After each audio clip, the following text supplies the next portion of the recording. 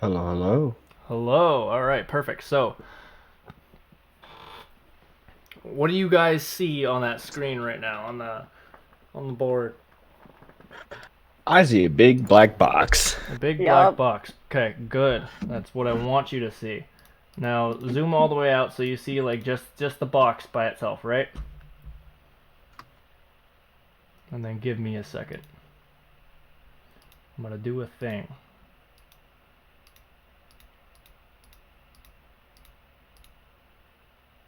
Now what do you see? My face. Some form of face. Perfect. Okay. Good. It's me testing. There's apparently there's a whole like like a way better system than me drawing a bunch of shapes to cover shit up. There's a whole system like it creates a fog, and I can see through the fog, but you guys can't, and I can choose which parts get uncovered when, and I can like do it in like specific shapes if I need it to. So if I want to uncover just a tunnel, I don't have to worry about too much of a block moving, or it's just better. Nice. Good. All right, so we left off. You guys were in Letham, right? You guys got back to town. Yeah. We were about to face the Gibbering Monster or something like that. Yeah, Monster of flesh. it was. You guys recognized it from your time with the Simics. You know these as the Gibbering Mouthers. That's what they're called. Ah. But this one was quite different. This one was, as per usual, it had many eyes and lots of large mouths and sharp teeth, but the rest of its body was made entirely out of dead humanoid corpses that were also undead and clawing and gasping out from the surface of its body. It was also covered in bones. Now, I will say that you guys have seen these because of your work with the civic scientists, but you know that the Malthurs have existed long before the civic scientists even came to be. B, the Simic University is nowhere near the only people capable of creating these creatures, and see that while the Simics have done some fucked up shit, they've never done anything using human corpses. They do some really weird shit that you're not quite okay with, but they stay within the bounds of the law. Now, you're about to see my map of Letham, which is blown the fuck up just to be able to like be proportionate to you guys being in 5 foot squares. So it's just a zoomed in shitty picture of my drawing. So don't expect too much. It's just kind of a visual aid. It's not like anything magnificent. Are you guys ready? Mm-hmm. All right. Probably super zoomed in. You gotta zoom out first so you can see what the fuck is going on. Ah, there we go. Yeah. Oh, come on. Alright, so you guys had gone, when you left to go deal with the previous quest, you went west, and so you guys came back in through the west entrance, which is why you guys are where you are now. And when you first come in here, and finally see this creature and all of its nastiness, you see 4 guards interacting with it. There's a few other bodies already strewn about it, but am I on that? Oh, that's why. So since this is from the Simic scientists, would we know like its weaknesses? It is not necessarily from the Simic scientists, but having seen them with the Simic scientists, I say make a history check, and also bear in mind that this is a very different version of the creature, so its capabilities might be different than you remember. History check. 19. Damn. Okay. 14. Candy, you're not so sure. Accurate. You know that it likes to eat people. It likes to eat people. Its favorite snack is people. Its favorite snack is in fact people. So you know this thing, it doesn't really have any weaknesses necessarily.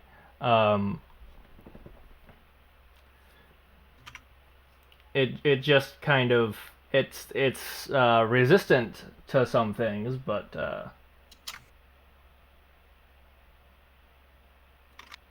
would I know what those some things are? Let me check, because like I modified the Gibbering Mouther, so now I need to look up the original to see if what I have here is different from the original, because you would know about the original and only the original. The OG Malthur, yes. Yeah, OG Malthur, yeah. Okay, never mind. You have no idea about any resistances, but now you, the player, knows that it's resistant to something at the very least.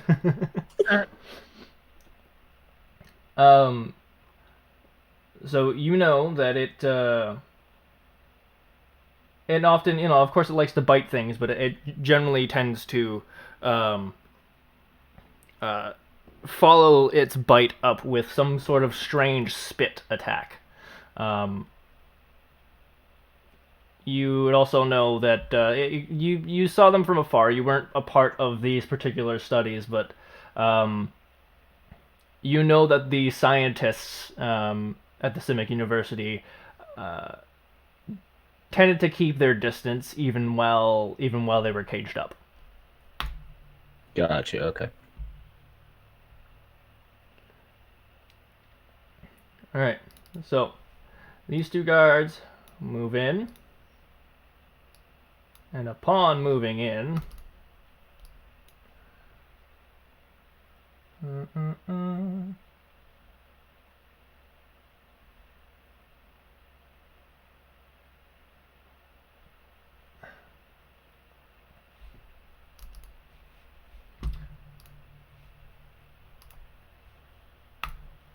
they're going to make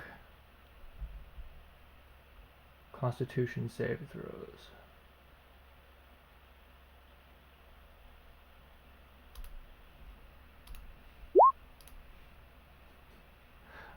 First one fails. Second one fails. So you watch as these two guards get close.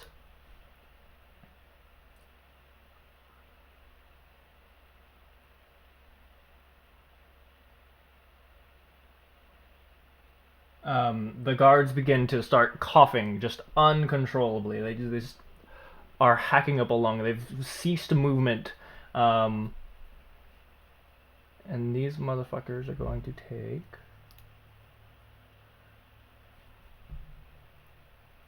Okay, didn't mark that as an attack. That's a little irritating. I have to roll it manually.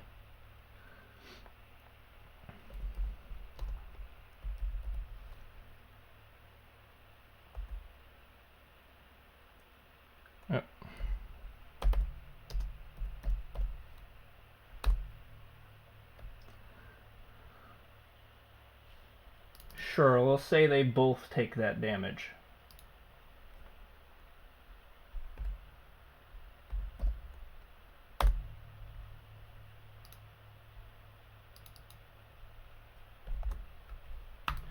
They both start coughing up blood, and just like one of them kneels down to the ground. They are very hurt just from getting close to this thing. Oh boy. Go ahead and roll initiative. And actually, real quick, what I want you to hold on before you do that, I found out another thing. I can click a thing. A turn order thing. Yeah. Yeah. Now what you have to do is you have to click your token and then roll initiative. It's very weird. Like you have to have your character's token selected. There you go. There. 16. Yeah. Hog.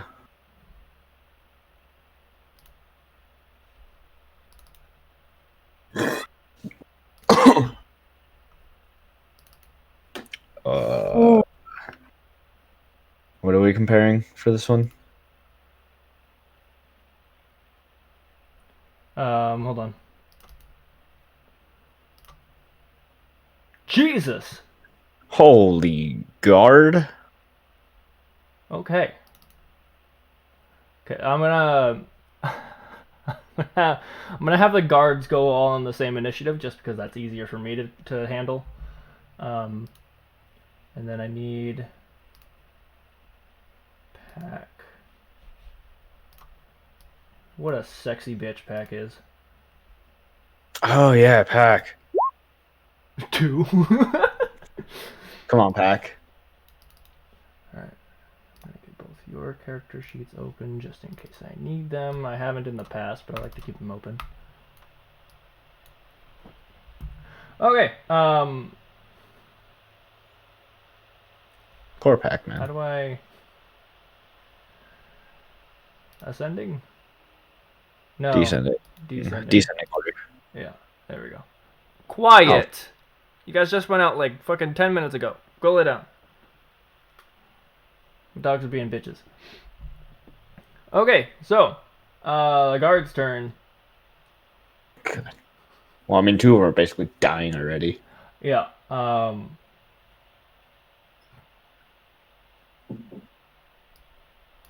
right. So,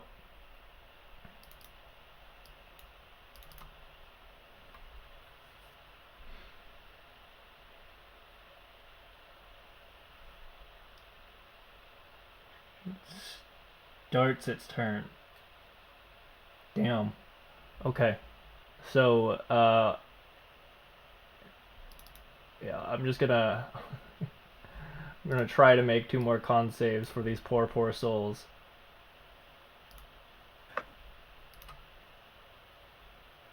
One of them succeeds. The other one does not. And I don't even need to roll damage. You watch as one of the guards didn't even get to move from its spot. Just he falls dead on the ground. You see some of his veins on his arms and on his shoulders start to just pop open. He begins to just bleed out. Lovely. The other one seems to be able to shrug it off. He's covering his mouth. It's the best that he can do. And he's able to power through it at least a little bit. Let me check how far the rest of these motherfuckers are. Ooh, out of range. Out of range. Lucky motherfuckers. So, this very weakened guard is going to walk on up to it, and you notice that as he gets closer, his movement is slowed, like even more so than it would be because of his, a woundedness. Mm-hmm. And he, why do I have 3 of the same attack? Okay, I'm not gonna worry about it. He's gonna attack with his spear. And he completely misses. But that's okay, because this guy, 1, 2, 3, is going to walk up and try to do the same thing.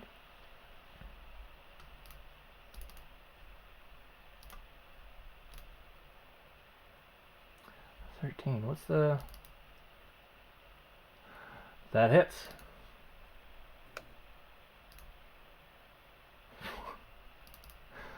Uh, 4 points of damage get dealt to the Malthur. Hey. Suck it, Malthur. 4 points of damage. As a spear gets plunged into... he actually stabs it into one of the heads of the undead corpses, clawing out towards nothing.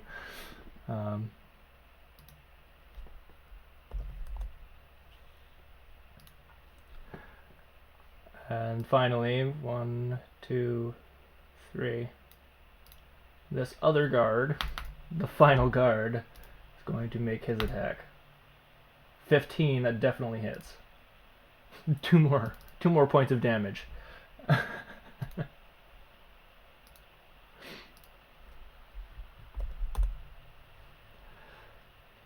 Okay, it is now the Malthur's turn, and the Malthur is going to chomp this motherfucker, the three health point guard.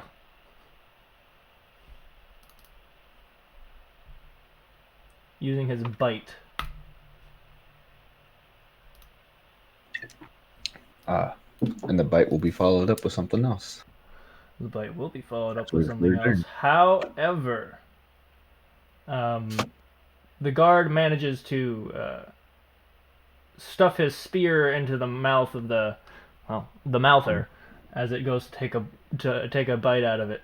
The Malthur doesn't manage to get purchase on the guard's flesh.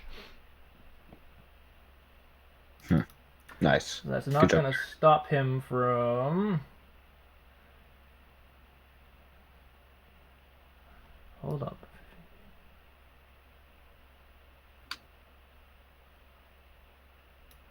Yeah, you watch as it spits out a glob, pretty much right in front of it. It just spits it out right here. Right here. Oh boy. Damn it. These guards need to make a what now?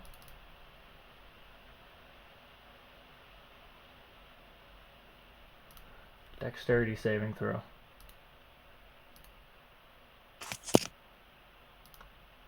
Fail. Succeed. One of them succeeds. The other one is now blind. The poor soul with 3 points of health is now blind. That's the end of the Malthur's turn, as it kind of just writhes slowly. That poor guard, just getting bullied. All right, Nos, it's your turn. Well, I guess I'm just gonna move up to the mouth. 1, 2, 3, 4, 5, 6. And I can move all the way up to him. 1, 2, 3, 4, 5, 6, 7. Yeah. And I'm gonna use this quarterstaff. I'm just gonna hit him with it. It's the other quarterstaff that we got, the chalet quarterstaff. One. Yeah. Yeah. Nice. So yeah, we're gonna miss him apparently. Yeah. No, that does not hit. And I forgot if we talked about, since that's now a one-handed. Do I have iron knuckles in one hand, or no? Yeah. If you're using your knuckles, if you have it one-handed, you can have your iron knuckles in the other hand. Is that what you want to do? Yeah. So we're gonna have that as in my other hand, and be using it as the bonus attack. Do it. Please hit. All right. Cool. Yeah. So your hits make purchase, but the flesh kind of seems to absorb it. In fact, when you go to punch, one of the undead corpses hanging off of its side seems to almost grab your arm momentarily, and you pull it away. Yeah, so that's how tonight's gonna go. Got it. All right. All right, cool. Candy, all you. Damn it. What?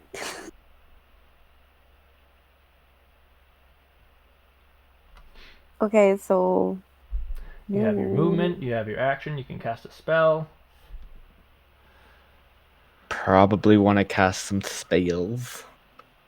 Wait a minute. Can I put my the big shield thing down? Sure.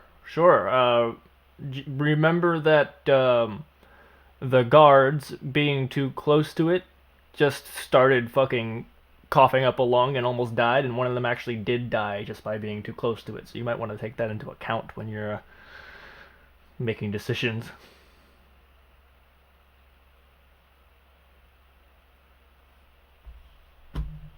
I'm trying. Wait a minute. The hell, what was that?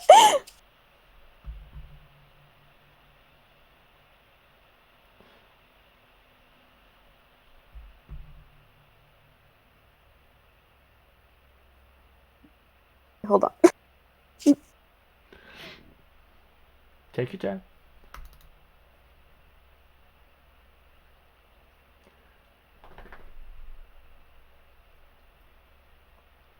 Okay. From this distance, hold on. How much is that distance again? Wait, how'd you check the distance? How'd you do that? I have a ruler tool. Thank you. You're welcome.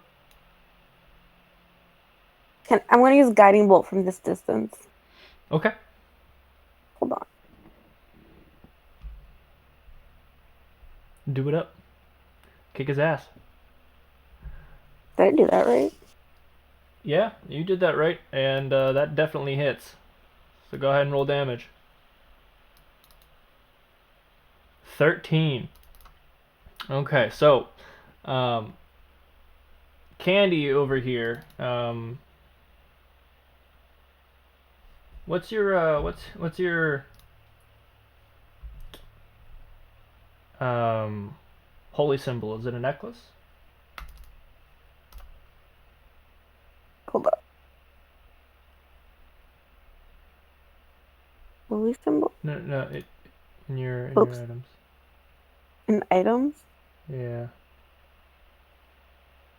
Should say it somewhere. Okay, you just have it as holy symbol. So, well, do you want your holy symbol to be like a necklace? Do you want it to be, I don't know. Yeah, let's make it a necklace. Okay, sure, it's a necklace. So you grab your necklace and extend your free hand, and a bolt of kind of yellowish white light fires out and slams into the Malthur, and you hear it kind of go as it takes 13 points of damage. Nice. Hey, don't jinx it, please.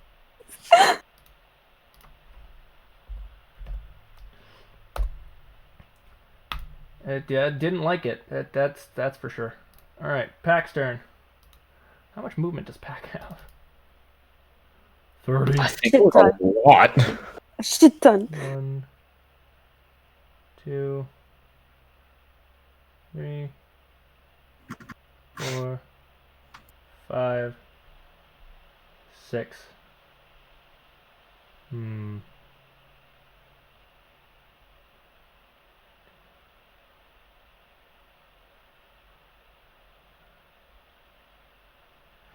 Yeah, you can't really. 1, 2, 3, 4, 5. Say, no matter what, he gets pretty much to the same spot. So that's as far as he can get. Come on, Pax. We need you up here. And you're our hitter. Just gonna yell angrily at him.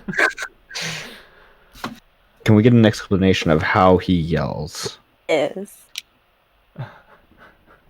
I'm kidding. You don't have to. You don't need to start off the night like that. I would, but I don't know if anybody's sleeping at the moment. Yeah, no, you good. On the days that I'm home alone, I can do whatever I want. But all right, so all of these guards are starting within range, and so all of these guards need to make their saving throws. Oh no! I'm gonna have crap. Oh. It's okay. It's a DC of 10. It was Constitution, right? All right. So you don't have to do it right now. It's not your turn. I know. I know. But I'm putting that in my notes.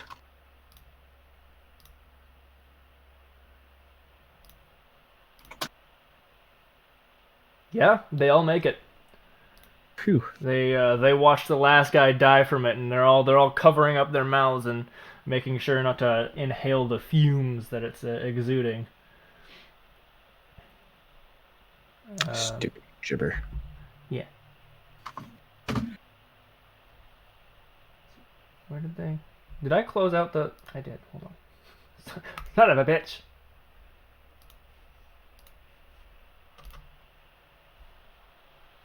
What's this thing's? 11. That's a hit. For 5 points of piercing damage.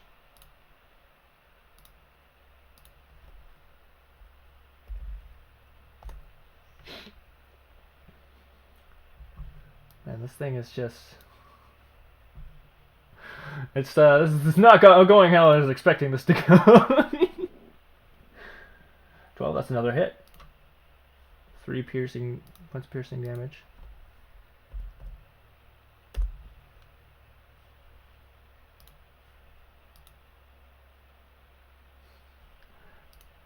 Okay, and another 5 points of piercing damage. As all 3 of the guards jam their spears simultaneously into this massive glob of flesh and corpses. It is now the Malthur's turn, and it is once again going to attempt to take a bite out of this this almost dead guard. What is the guard? Oh my god! It misses again. It just cannot. It can't get its jaws around that motherfucker. But it is going to spit its ball of nastiness straight on top of you, actually. Oh, great. Can I dodge? I mean, you do have to make a dexterity saving throw. I'll do that. It'll be okay. I forgot to make the blinded guard roll with disadvantage. That's fine. Well, here's my dex save throw. Pretty sure that's not saved. Okay, both the guards succeed. I don't. Let me look at the duration of that. Be blinded until the end of the Malthur's next turn. Okay, yeah. So the guard that was previously blinded is no longer blinded. You, however, you were blinded until the end of the Malthur's next turn. That's fucking terrible for me. Yeah. So I roll at disadvantage. Yeah, when you go to attack it next. Yep. Well. That ends its turn. So you're gonna have to go ahead and. It's my turn. Yeah. Go ahead and make me a Constitution saving throw. Oh yeah, because I'm also right next to him. Crap. Yeah. Son of a. So this is how today's gonna go, huh? That's how today's gonna go. All right, what happens? That rolled really low. You inhale, but you inhale quickly, and it hurts. It stings. It like burns the inside of you, and your veins start to pulse a bit. But you only take 3 points of damage. It's gonna be that type of roll day. It is that type of day. What a beautiful day.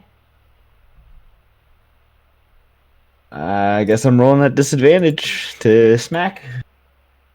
I don't gotta see the bop, so let's 10? Is that 10? Or is that 8 because of the disadvantage? It's 8 because disadvantage. You take the lower. You would have missed anyway. Yeah, because I mean the iron knuckles missed. Let's try it again. Disadvantage. 10. That's damn. I rolled so well. So once again, you're attacking, but like it seems to almost be like shifting its body to force the corpses to kind of push your attacks out of the way. It's just tickling him at this point. He's just having a giggle at me. And in fact, your quarterstaff, your first attack, it hits, but it hits. It's got pieces of bone acting as kind of like a natural armor. It just smacks into one of the bones. All right, Candy, it's your turn again. Stay at this distance, and we'll use Guiding Bolt again. Oh, wait, actually, hold up. What? Oh, no. Yeah, I'm going to need you to make me a Constitution saving throw. Ah, damn it. Why? Because you are within range. What? Oh, no.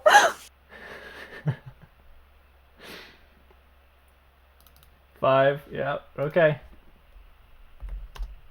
That's it. 7 points of damage. Okay, fine. And it does not feel good, but you still have the rest of your turn ahead of you. So now is my turn. Yeah, and I'll say now that you've breathed it in enough, you're starting to know it was faint at first. You didn't quite see it, but it's started to kind of build and billow, and the smoke is rising up a little bit, and doing little twirls. You can see the necrotic fog that this thing is just emanating. It is just seeping with toxic decay. And it's in about a 20-foot radius around itself. No.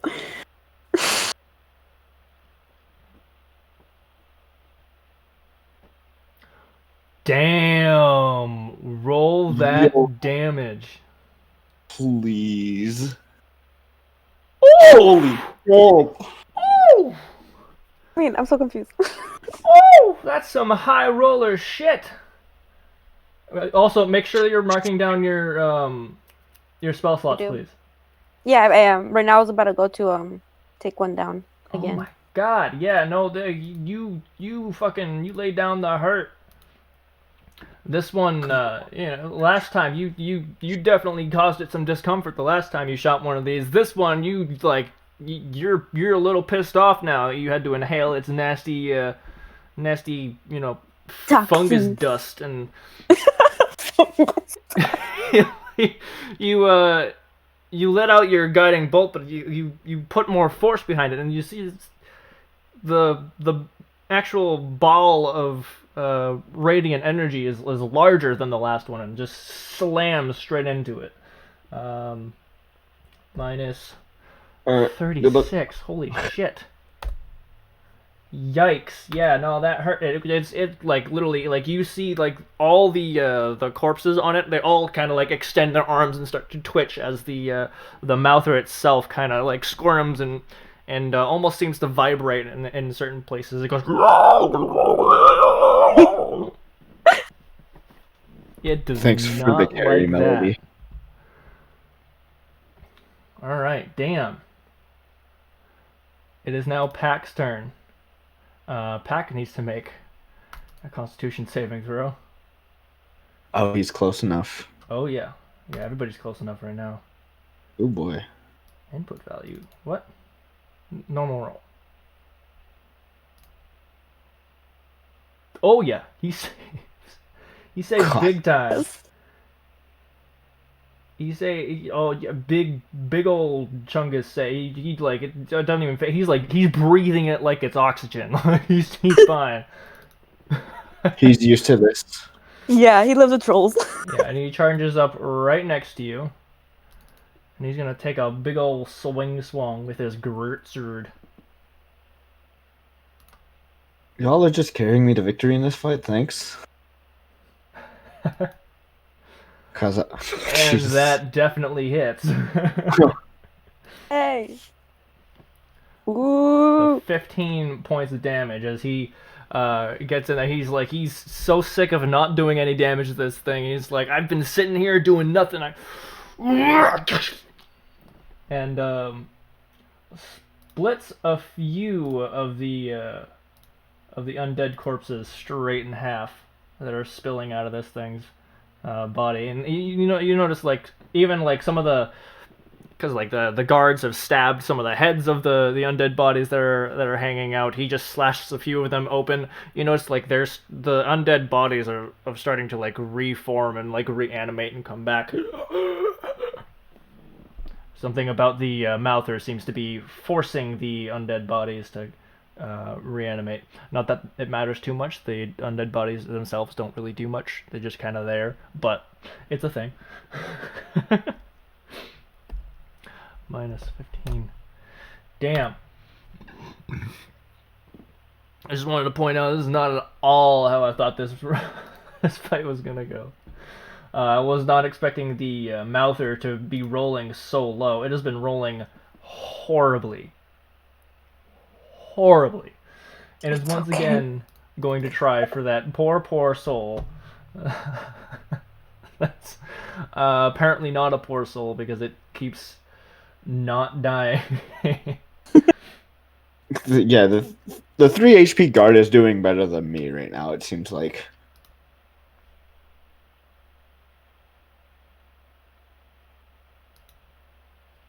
Fuck, it rolled a 4! Oh, okay. Yeah, it's gonna spit its shit again. This time it's gonna spit it straight on you again, so I need wait, did the guards already go? Oh. I guess they didn't, huh? It is the guard's turn, isn't it? God damn it. Oh well, thank you. It's fine. It's fine. It's I mean, they do fine. have to do a Constitution saving throw. I'm not upset.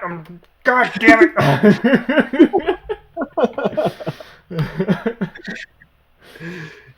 Alright, technically what I'm making is con saves, because their sheets for some reason don't have saving throws, so I'm just doing like checks. But they're succeeding. One. That one fails. Okay, so the 2 healthy ones fail. Man, that 3 HP one is just thriving. Yeah. Holding on. He's holding on. Oh, Doing better than me. Okay. The guards each take 4 points of damage. Oh.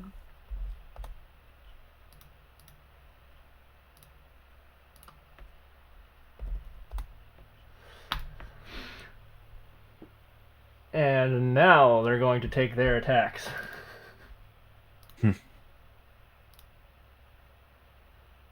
That's a miss. Poor guards. Is that a natural? No, that's not a natural. He got a total of 20. It came out of 20. It was like, but no, one of them at the very least hits for 3 points of damage, and another one hits for 9. That's 12 points it just took. Holy shit! Yeah, I was expecting this thing to do way more damage to the guards than that. I'm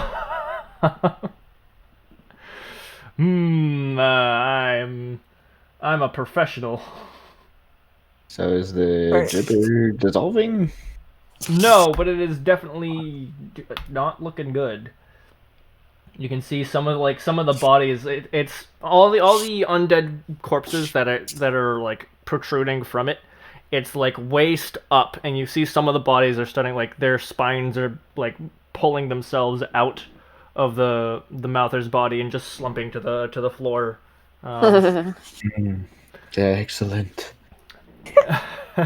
Not all of them, but like a few, like maybe 3 of them have just like kind of spilled out of it. Death. But you notice like the rest of its bones aren't attached to it. It's just its spine.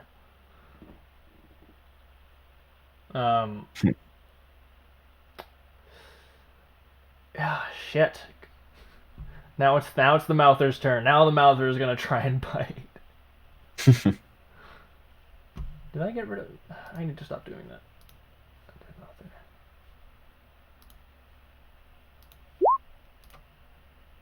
Finally, yes! Okay. Yeah, wow, okay. Whew. Yeah, so he takes a big old chomp out of he straight up, you watch as the Malthur wraps its mouth around, like literally like bends itself down, and the mouth just goes completely over the guard, and he straight up just eats the fucking guard. What did I make that do?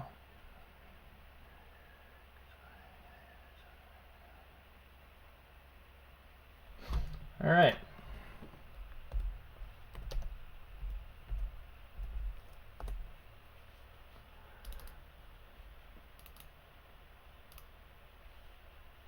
That's not what I wanted. You watch as some of the wounds it sustained start to close up slowly. Oh, he heals from biting. This bee. Oh, I gotta. And one guard is dead. He is again going to spit his ball.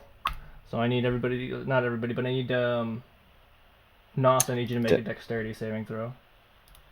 Well, we know I'm already gonna fail it because that's just what the dice are doing to me. Damn. Yeah, and the 22? guard failed too. Let's see how Pack does.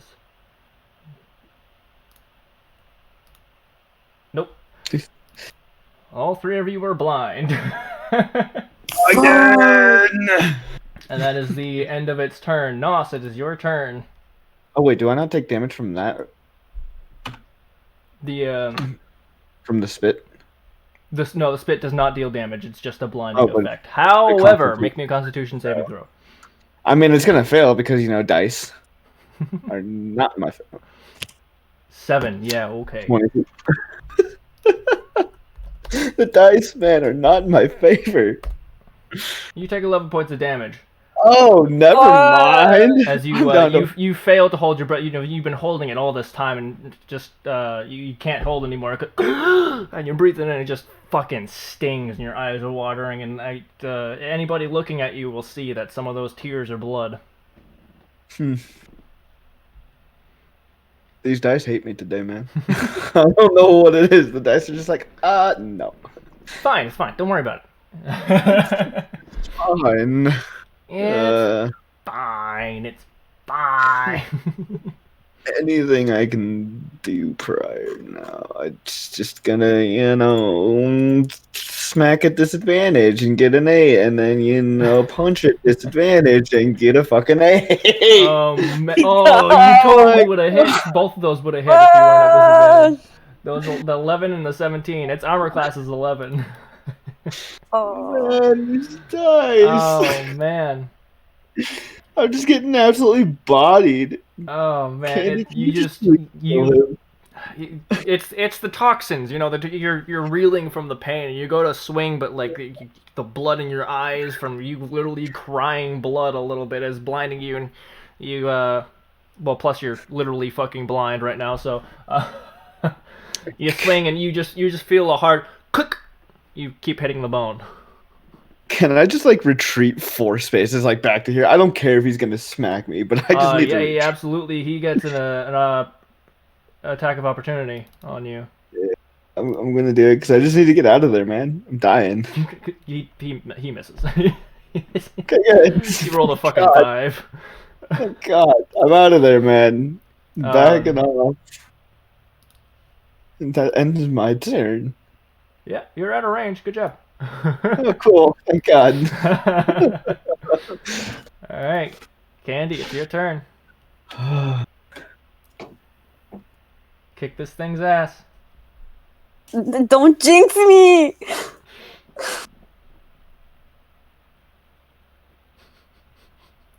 Nope. You fire the bolt, and it somehow goes through a hole that was already in its body and just passes straight through.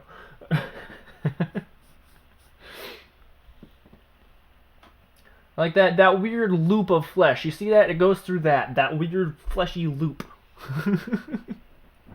Which one? The top one or the bottom?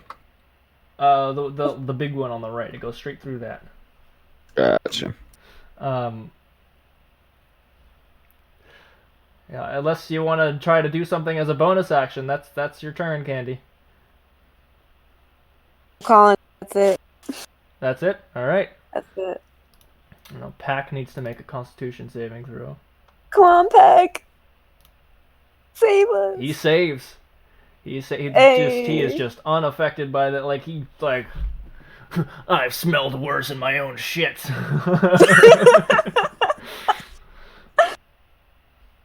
It's not at all how Pack sounds, as you remember from last time, but he does have disadvantage, so because he's still blind. He still manages to hit. He still hits. Come on. Please kill him, Pack. 9 points of damage.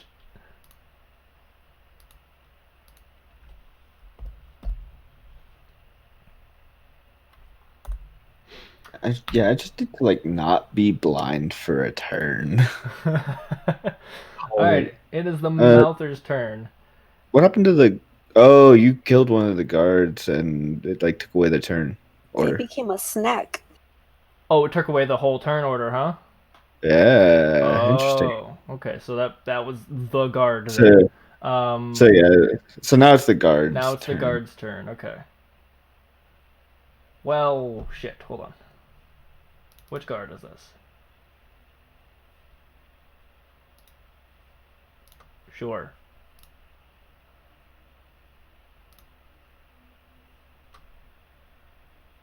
Is there an add to turn order thing? No, fuck it. We'll just remember. Hopefully.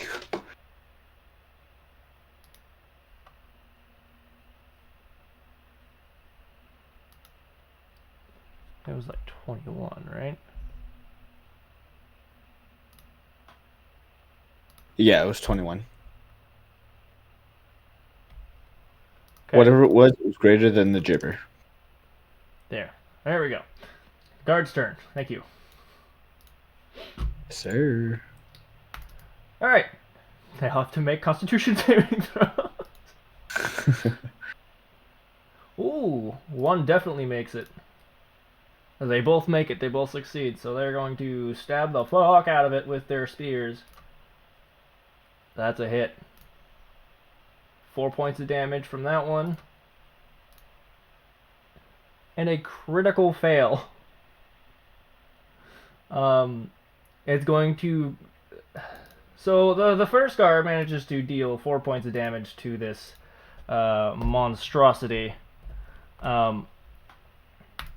The other one, he stabs like into one of the bones, and it like jams downwards. But he's like, the angle's got all wrong. The back of the spear literally flips up and whacks him straight in the face, and he takes a point of damage from it.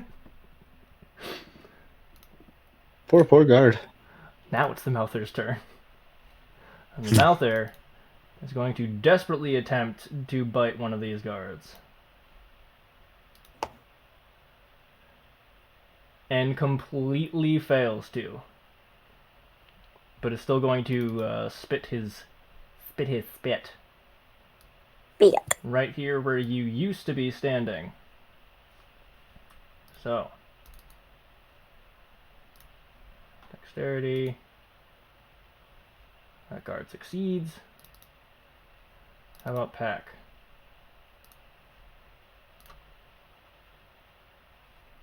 What's the DC on it?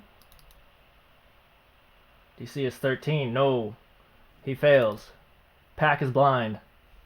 Fuck. Nos, At it's least your turn. I'm not blind anymore. No, you're not. You are clear of your blindness. It is your turn.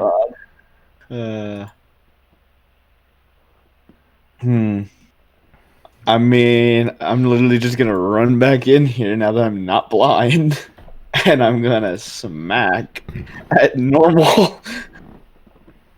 Son of a bitch! Why? I'm gonna use a key. I'm gonna use a key point to double bonus action attack, right? Yeah, sure. What is it? Flurry of blows? Where's that at? Just spend the key point and make 2 unarmed attacks. You can do 2 punches with your here's one knuckles if you want to. There, I hit. That hits. That hits. I finally hit. 5 points of damage. I finally hit, guys. I did it. Yeah. And here's the second one. Ooh, nice. Ooh. That is literally exactly how much he had left. Yes. Yeah.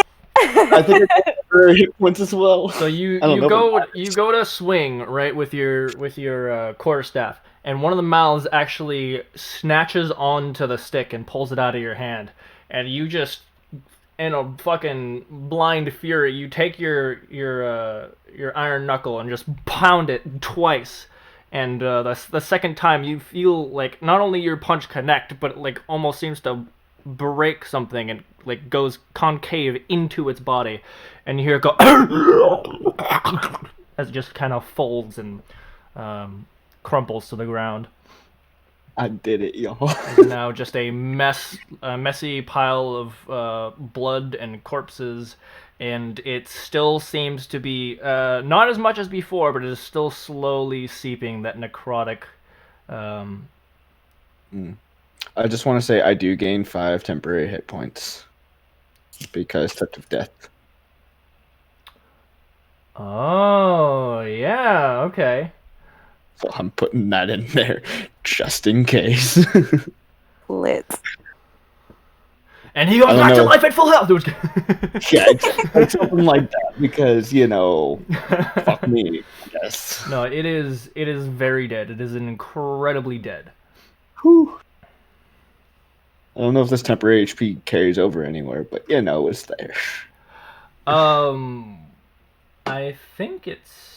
Combat done? Yeah, no, combat's over. I think it stays. I think temporary hit points stay until. I don't know. Does it give a time frame as to how long you have it for? It does not. Okay, so I'll say until either something like takes that damage down from you, or until you take a rest. Okay. I will check again, but I don't think so. I don't nothing says. Okay. Whew. We won. We did job, it, guys. Now let me tell you how I was expecting and hoping that to go. My plan was for that fight to be to end up just being you, Candy, and Pack against the thing. I was expecting the Malthur to kill the guards real fast, but he kept rolling super shitty, and I forgot that the guards have an AC of fucking 16. So, yeah, that was just... Yeah, I did all the work. Candy did absolutely nothing that fight. Did absolutely You're so right. I just sat in the background. Yeah, like, yes, no, you she do definitely that. didn't do the heaviest hit to it. I was just drinking some ale in the background. Yeah, it definitely didn't fucking jizz 36 damage onto it or anything. And also another 14 or something prior to that. It's fine. Yeah, no big deal. No big deal. No. That didn't happen. That didn't happen. Come on, pull your weight. Yeah, come on, Candy. What the fuck? You're right. Totally wasn't blind for the entire fight and just couldn't breathe at all. Mm-hmm. No big deal. All right, so,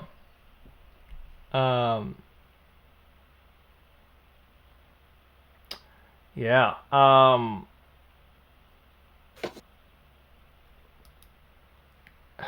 Pack is going to go. What manner of creature was this? It was a gibbering mouther. We've learned about it in the Simic Scientists. Where do they come from? It's certainly not natural. Would I know where they come from? Yeah, I'll make me another history check just to see if you can remember any more about the Malthur. Nope, not at all. No, you know that for the Candy, you don't know jack shit. You don't remember a goddamn thing about that lesson went straight over your head. I was too distracted. No, so I will say, with your previous role, you remember at the very least that, for the most part in modern times, I mean there are some that are left over from other shit, but for the most part, they're created by either a higher power or other people, but something or someone creates them. I'm just gonna relay that to Pack. They're created.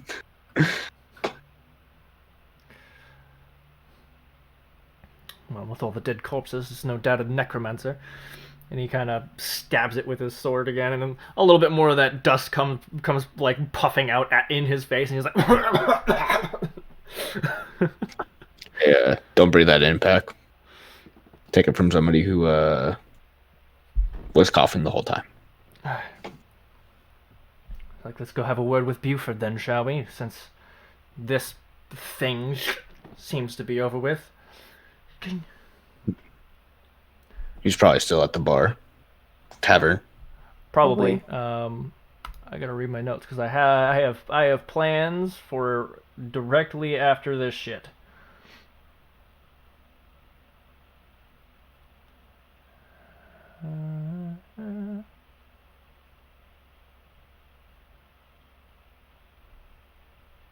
Yeah, so you guys remember that Pack is hell bent on getting Buford arrested.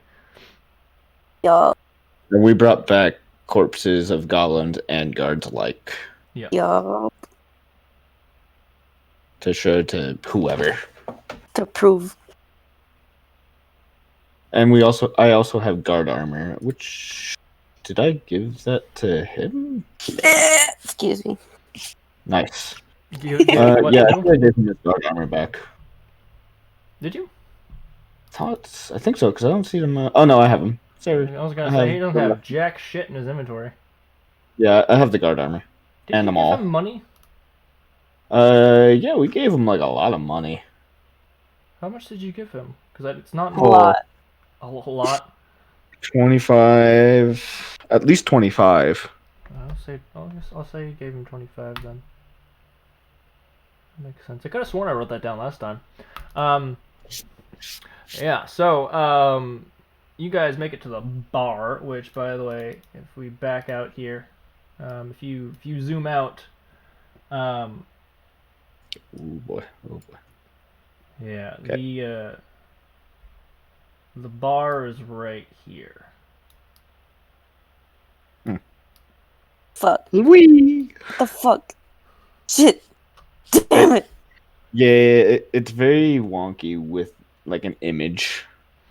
Yeah. Before you go, the other guards, they, thank you for your aid in the fight and tell you should probably go see the Viscount at some point, which getting Buford arrested will likely end you up there anyway. But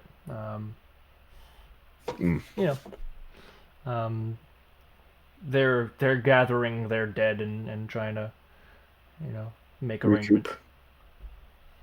Gotcha. I'm gonna ask him where the Viscount is because I don't know. Would we know this?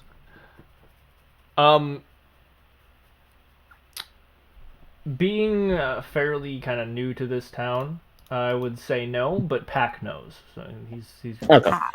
he's no worries. Gotcha. Are we saying the Viscount or Buford first? I thought we were going to Buford. Well, my only worry is that if we confront him first, he might run before we can get to the Viscount. And nobody's going to restrain him if he just books it. They'll believe him first.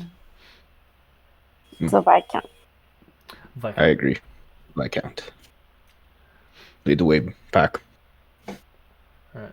The Viscount's office is actually right here. This building. Oh. Lead. Which I'm totally bullshitting, by the way. I just decided that just now. Well. I was like, which one of these kind of looks important? That weird shaped one looks important.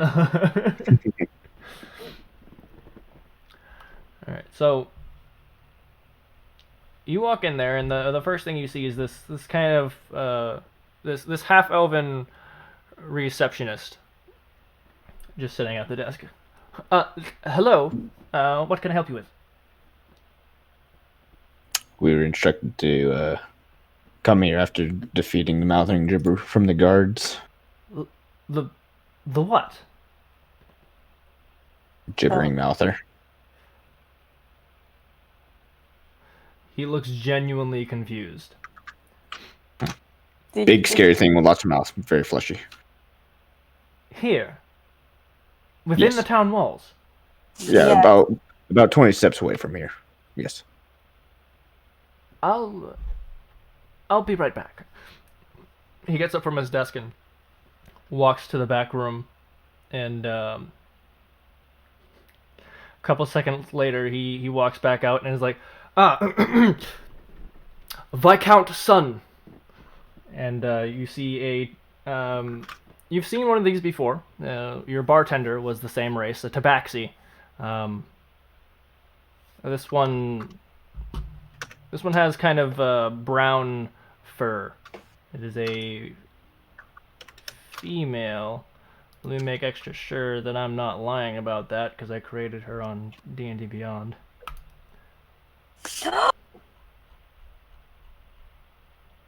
Before I forget what a tabaxi even looks like. Huh? What? Cat people. I forget what that. Yeah, they're the Khajiit, right? Essentially, yeah. Just a little more narrow. Okay. Yeah, so she's got dark brown fur with a few white patches here and there. She's got very blue eyes. She's about 5'11". So very short, in my terms. Yeah. In comparison to you, yes. Yes. She goes, "What's the meaning of this disturbance?" Guards instructed us to come to you. We had an encounter with a gibbering Malthur. And we have other reasons. Yes. Yes. Let me see the beast. Well, he's about 20 feet from your office to the right. She kind of looks at you a little mistrustingly and walks out and takes a look, and she's like, "Oh, good lord. That is a Malthur, all right, but it's different. What's wrong with it?" Well, other than we killed it just now. Besides it being dead, it's got arms and people hanging out of it. I mean, it is made of flesh. Typically dead flesh. Some sort of necromancer, higher being, did this. A necromancer, huh? Possible.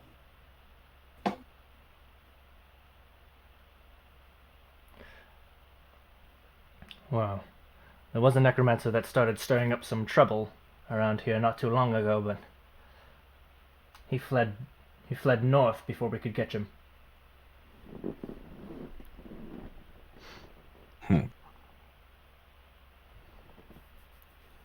Could this necromancer be the one that have created this and sent it on the town? Potentially, but they'd have to be pretty determined to send a creature back down here. Not to mention it's at the west gate. Either they're very tactically intelligent, or... Why is the west gate our weakest gate here? Well, no, but positioning makes sense, you know? If it comes from the west, we won't suspect that it's specifically him, and won't less likely to cause a hunt, I suppose.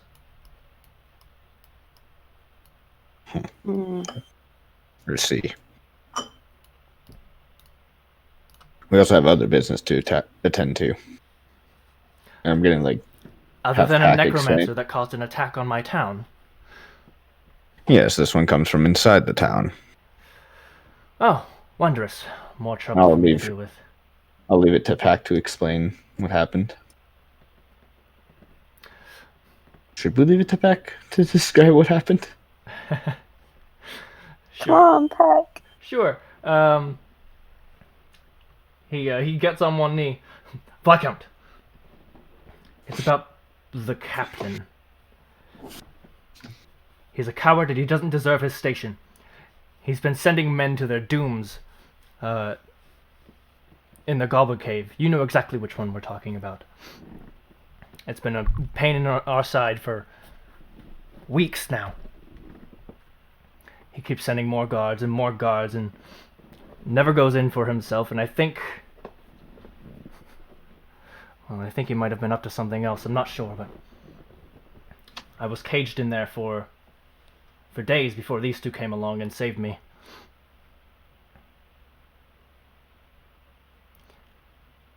We have proof of this. I'll be going outside to wheel in the wagon of corpses of goblins and guards alike. Okay. While you're out there, she's going to go, so you mean to tell me that my captain has been sending guards to die? For what reason? Why would the captain do this? So he wouldn't die? It could be merely cowardice. Very. To drink their life away. If he's playing some other game, then... well, this will have to be investigated. It should. So you bring in the bodies? Yep. These are all the bodies of goblins and guards alike. She takes a step back. Oh, dear Lord. Don't bring corpses in here. You didn't... If I'd known they were bodies, I would have gone outside. Sorry. Disgusting. She makes it a reality, though. She takes a look at them and looks back at Pack, and you can test that these did indeed come from the Goblin Cave. Yes, Viscount. I'm gonna also show her the Lepham guard armor that we got off him. Found this armor off of one of them. Seems to come from the town. There's a few guards in the building, and she kind of just looks at a couple of them and motions her hand, and you see them start to walk out, most likely heading to the bar. It will be taken care of. In the meantime, I suppose you'll be wanting some sort of reward. Yes. Ideally. Those goblins were a pain in the ass. If it weren't and for the Pac, rats. mostly the rats, but if Pac weren't there to help us, would have been worse. Yes, the rats and the goblins, and saving my guard and uncovering a plot against my people, and fighting the Malthur, and you're so heroic. Here, and she throws you a pouch of money. It's got about 500 gold in it. Holy fuck. How we splitting? Now go take care of the Necromancer, will you? Yes. You said he was to the north, correct? Yes, north. He fled north. We were going to Okay. chop his head off in the town square, but off he ran. Or she, or whatever. Alright, will do. We'll come back with this head. Or do you want him alive? No. Necromancer, attack the town. Dead. Kill it. Dead. Got it. Got it. Wanted dead. Thank you, Viscount. Yes, and thank you, I suppose. And she just kind of walks back into her office. You hear the door close, and there's like muffled behind the door. You can hear shouting. She's currently like yelling at her secretary for disturbing her. Oh. Rip secretary. Rip secretary.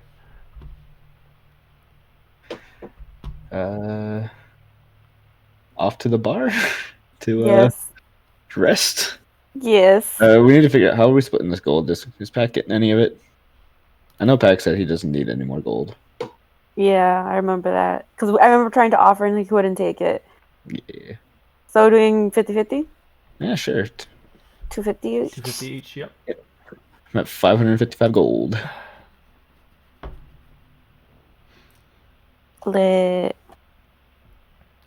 Alright. Alright. So you guys To the end. you guys make your way to the bar, and on your way there, you get about here, and you see 3 guards already escorting him out. One of them with a spear to his back. He's like, "What are you? I don't remember his voice. I gotta look up his voice now. I remember he had a specific voice. Oh yeah, no, it is Beeford. Continuity, people. Continuity. Continuity. Yeah. Yay. Yeah, it's hard to keep consistent on voices.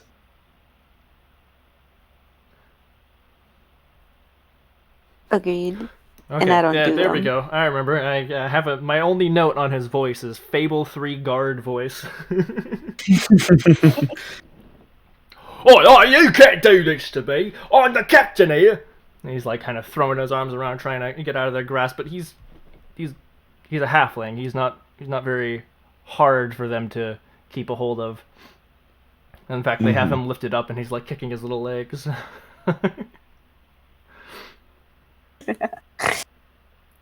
And he's just kind of screaming the whole way, and Pack looks at the both of you and is like, I'm gonna go make sure that he's properly taken care of. All right. I'll come to the bar afterwards. Drinks on me. Ooh. Okay. So you go to the bar. Do you start drinking without him? Is there anybody of note that we need to talk to first? In there? No. Yes. All right.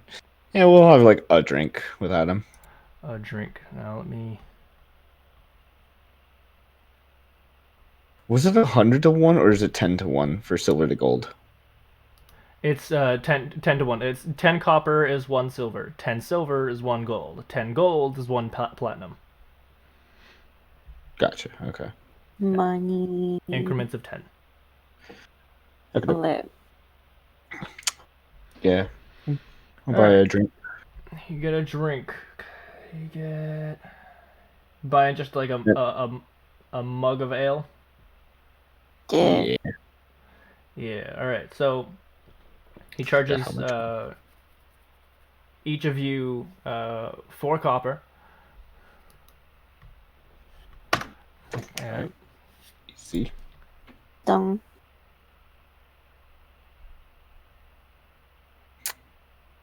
Yeah.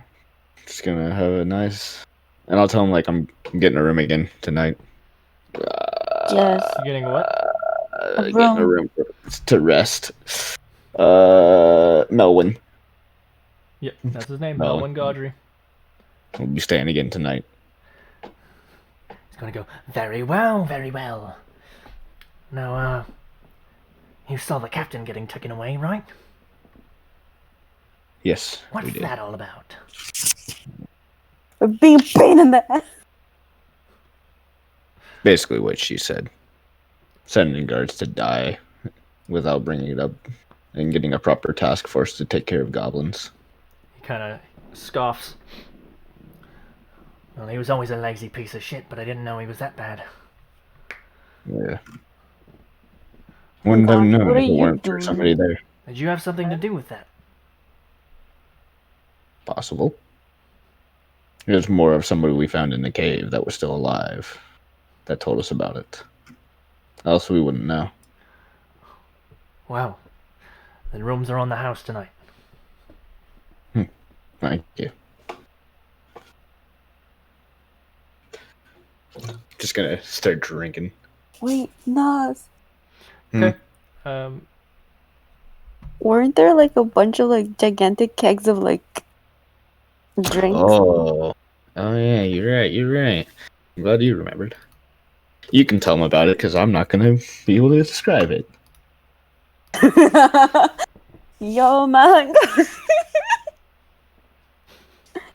Yo, Melanchondry, what are you doing tomorrow? Well, same as usual, tending the bar. Day off. I want to show you something. Good day off. I want to show you something. It's a lot of drinks for you. Maybe, I don't know. It's a big, gigantic like keg or barrel of drinks of ale and. You remember that there were 4 very large barrels, each with different types of alcohol. I got 4 gigantic barrels full of alcohol for you. All for me, huh? I'll have to hire some carriages, but sure, I could go do that tomorrow.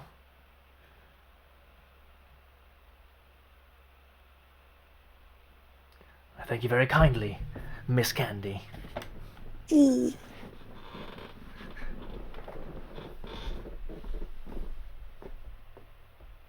I will say one of them probably don't want to drink. I think it had a wrong mixture or something. So just be cautious on all of them. He shrugs. Some people like to buy the swill. Ooh. To each their own. I don't even think that's his original voice, but we're going with it. It's fine. Oh. So what do we do now? Yeah. Just going to bed, or we're waiting for Pack about 10 minutes pass, and Pack walks in the door with a very big smile on his face. Tell us the good news. Seems somebody's happy. He's been stripped of his rank and is now being thrown in jail as we speak. Sounds good. We took care of him. Are you willing to join us on adventures? I know you said you had family, though. He looks down. Well, it's been fun, and you've definitely done a lot for me, but I need to stay here. For the family. For the family, for the job, for... well, hell, for the safety of the town now. Well, let me buy you a drink as a thank you. Melangandra, give me your special. Oh, no. Don't give her the special. No, not me. I'm giving it to Pack. Okay. You give Pack the special, and he knows what it is. And by the way, you how much did I charge you for it last time? Do you remember? It wasn't cheap. That was like something gold. Sure. Right? Pack, before you take that, where do you live, just in case I need to take you home? We'll say 2 gold. Go ahead and mark 2 gold off. Got you. I got a bullshit where his house is. Or you can stay here for the night with us. That sounds like a good idea. He's willing to do that. I'll say his house is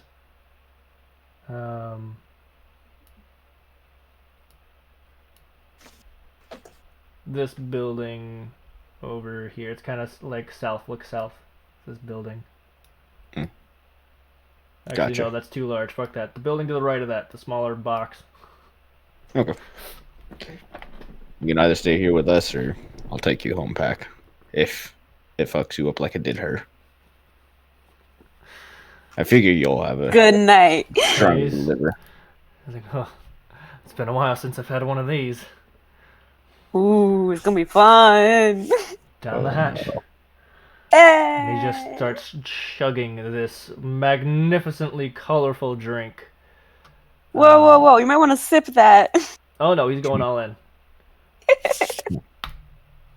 He's pulling a you, Candy. And he just powers through it. He chugs it like it takes him like 3 gulps and the thing is empty, and he slams the mug down and wipes his mouth. Ah, oh, that's the good stuff. And he's not drunk at all. Stronger than Candy. Like it. At least I don't have to have you curled up in my tusk or in my trunk. Not tonight. Thanks for all the help, Pack. Well, thank you. You're the one that saved me. If not for you, I'd probably be dead by now. Possible. But think of the research I could have gotten. Yeah, right. Research. Fucking scientists. Simic scientist. Oh. We do our own testing now. Well, just because you're not a Simic doesn't mean you're not a scientist. Point. You're right. Everybody's a scientist in some form and fashion. They do their own researches. You kind of, because you look like, wow. I wouldn't go that far. You just researched the blade. And how it can be better used. I suppose. It's a bit of a stretch, but I suppose.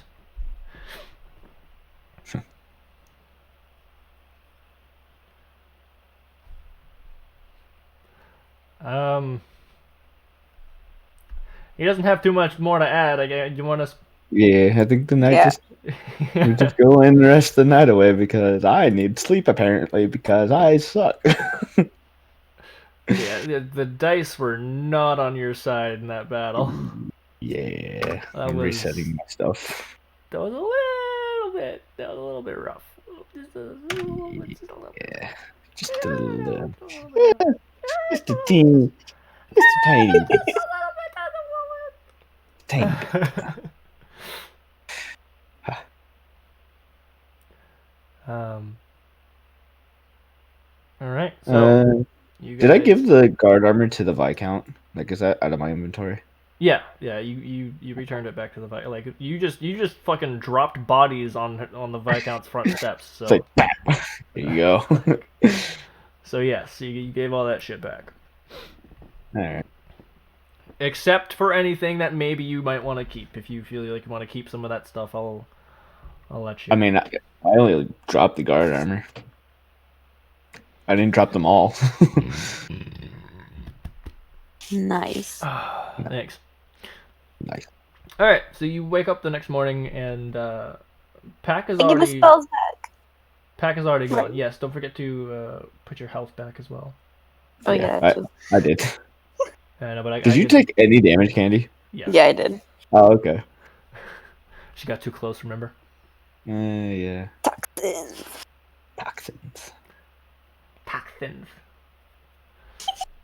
Backfist. So you wake up and Pack is gone. It's pretty early morning. Let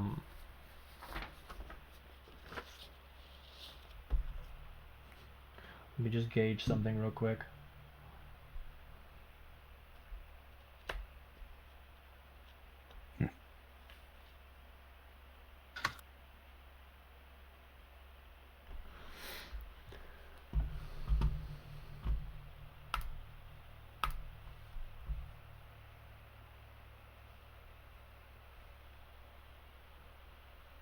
What are we gauging again? You gauging something? I'm gauging something. Hold on, give me a second.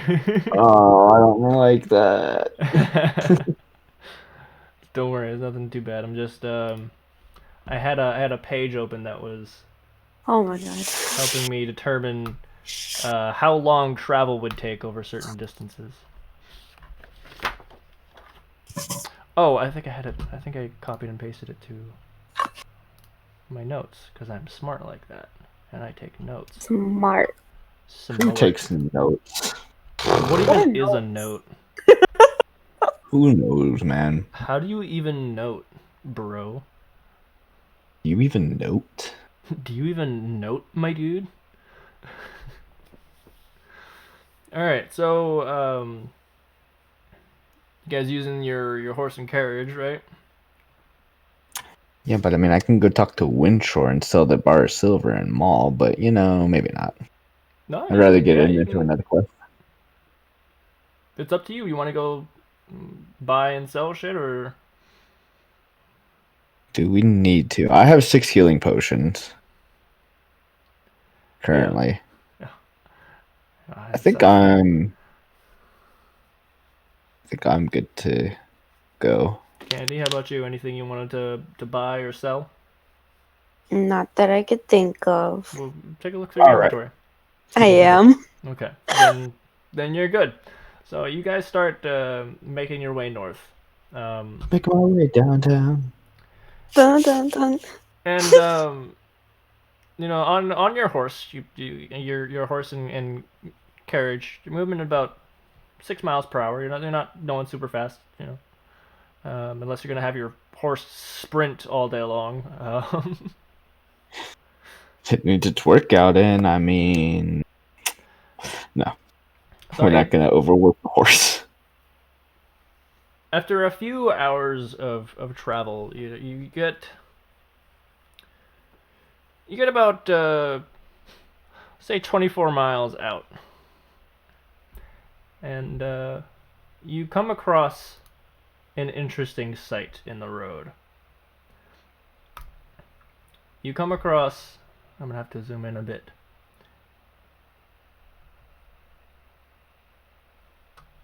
Oh, I gotta move you guys. This shit. There are several bandits Oh boy. surrounding an orc. And you see, there's something odd about this orc. He's riding something, but it's not an animal. Whatever he's riding, it's completely made out of metal. Ooh. And you see a small bird flying around the area as well, also entirely made out of metal. So he's riding something made out of metal, and the bird is made out of metal. Yep, and he is fighting the fuck out of these bandits. Huh. Interesting. Oh, not my problem. Okay. No, I'd probably help him. Like, that's the way you want it to Like, be? Okay. yeah, not my problem. Let's get the fuck out of here.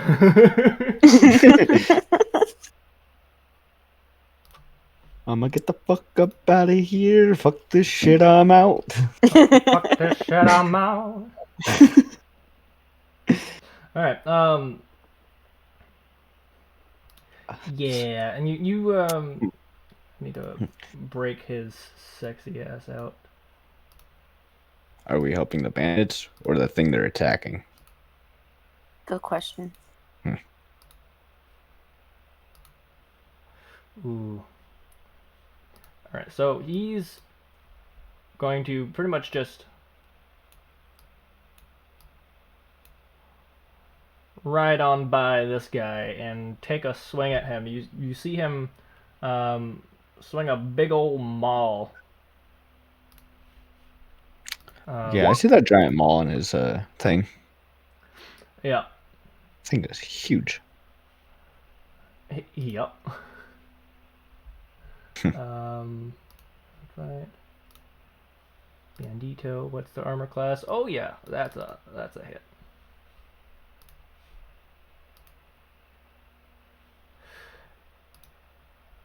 And you see him ride by this thing on his strange metallic mount and knock the bitch straight on his ass as he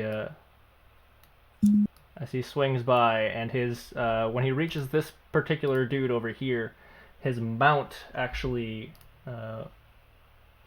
makes an attack.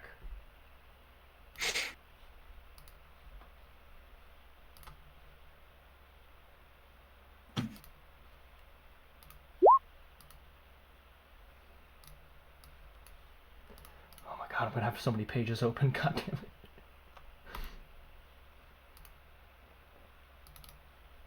What did he roll? 12. And it would have been a great hit, because this thing like lunges forward like crazy. But the dwarf, the other dwarf, as you can see, is what he's facing down right now. A very heavily armored dwarf raises up his weapon and blocks the metallic animal's attack. They do not yet notice you. Do you want to jump into the fray, or? Nice. What do you want to do? You like helping people. Cool. After the what? You do like helping people. Yeah, but I don't know who to help. Well, I mean, I think the guy that's taking a 1v6 on right now probably is the guy that needs help. But I think he seems strong enough to take him. Yeah, I think he's okay. Yeah. I don't know. I mean, we can help him. Have you seen that strange looking fucking horse? It's metallic as shit. We're just back here talking like, hey, do we help this guy? If you want to walk past it all, you can absolutely walk past it all. That is a choice that you can make. I will have you roll a stealth check to see if the bandits don't try to force you into this fight, though. Yeah. Oh. So, I'm gonna be the bandits. However, I don't like bandits. Fuck those guys. Fuck those people. Fuck them all. I'm gonna go attack the one on the right. Okay. We roll an initiative? Yeah, roll initiative. My character first. Select character first, yeah. Damn.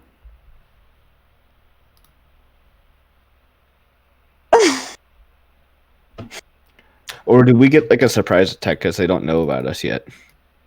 I'll say because like combat's kind of already happening. It'd be weird to have you guys do a surprise round while I'm kind of making them do interlocking rounds. So I'm just okay. We're just gonna do just curious. Yeah. Yeah, I'll do. The bandits go last, and I'm grouping them like I did with the. Gotcha. The guards, just because that's easier. Mm. And then this sexy man right here. Actually, you know what? I'm gonna I'll roll his initiative quietly. Oh. Because it'll say his name, and I don't want you to know his name until. Yeah. I see. Mr. No Name.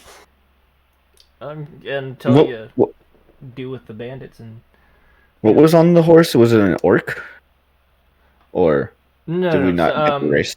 So the one riding the metallic beast is most definitely a dwarf, but so is the thing that he's currently facing right now. These two people over here, both dwarves. Dwarf riding metallic horse. And there's a metallic bird. Mm-hmm. Don't forget the bird. Yeah, the bird looks almost like a falcon. Okay. Okay, so Candy, you're first. First? Yeah. Get him. Oh, hi puppy. That hits. Amazing! Lovely! 2 points of damage, yeah. So, this bandit, who was previously unaware there was anyone behind him, just gets a swift crack to the back of the head. He's like, yeah, we're gonna cook. Ow, son of a bitch! Who you calling, bitch? Alright. Yeah, Nos, that's your turn. Alright, 1, 2, 3, 4, 5, 6. Ooh, I can go straight to here and schmackety schmack and schmackety schmack and a swing and a miss. Yeah, that misses. Yep. That's how the dice is gonna go. Oh yeah. And swing and a miss. Oh yeah, oh sure. Oh yeah. That misses, oh sure. Yep. Mm-hmm. Oh yeah. Mm-hmm. So that's how the dice is gonna go today. Got it. Alright, so this bandit is gonna turn around now that you whacked him in the back of the head. Oh no, wait, sorry. It's this the guy's turn. Yeah, he rolled a 10. Mr. No Name. He rolled a 10. He is going to try to do a drive-by on this guy and swing at him real quick. Like, is this the right? Okay, it is the right. Starting with his maul. Mow. That's maul. Ooh, that hits. That's a hit. Was it? He rolled a 20. Not a natural 20, but he rolled a 20. Ooh. He kind of leans over and using both his hands, just does a wide swing and knocks this guy right in the side of the head for 9 points of damage. The dwarf he's facing against has a helmet, so it didn't crack his skull or anything, but it sure as shit didn't feel good. And then he's gonna have his thing go right here.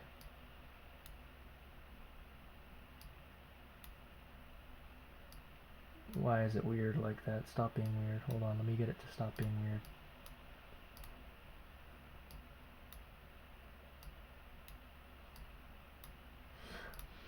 Yeah, sure, it attacks.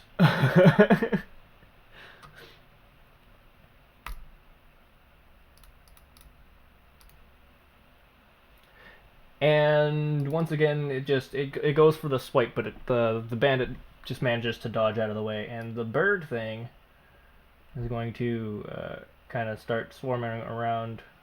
Actually, how much movement does this fucker have? It's important to know. Okay. 1, 2, 3, 4, 5, 6. Boom. Now it's the bandit's turn. Bird is just leaving.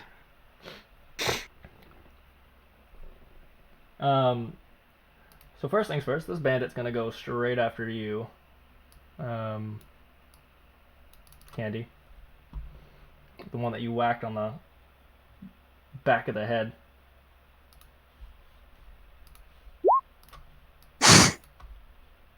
Does a 17 hit? No. No.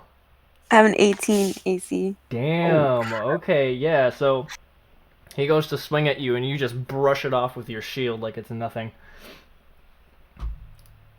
And his buddy over here is going to hear the commotion and is also going to run over. 1, 2, 3, 4. And he's going to take a swing at you. And misses. This one you actually managed to block off with your, what are you using, a Warhammer? Yeah, she's using Warhammer. I think. Yeah, that. You literally, like, he goes to swing with his scimitar, and you just swing, and the head of your Warhammer just slams against the blade.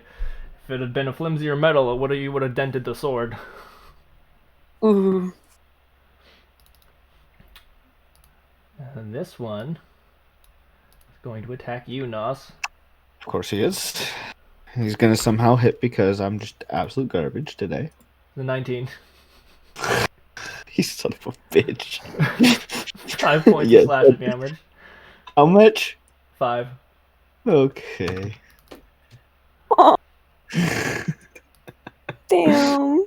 Dude, today is just the dice. Yeah. And this one's actually going to go over here and try to attack his horse to see if he can't, like, get this pesky dwarf to get off of his mount. That horse is metallic, you son of a bitch. He's not the smartest. Dumbass. And misses completely. It connects with the metal plating, but his sword just kind of slides right off. What'd you expect, dumbass? And this one's gonna try and see if he can't maneuver himself to attack the rider, because this one's a little bit smarter.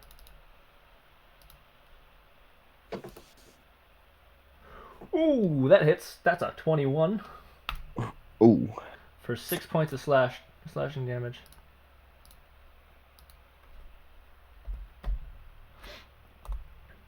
pretty much hops up and just takes a big old swipe and manages to cut across his chest. And the dwarf screams out in pain.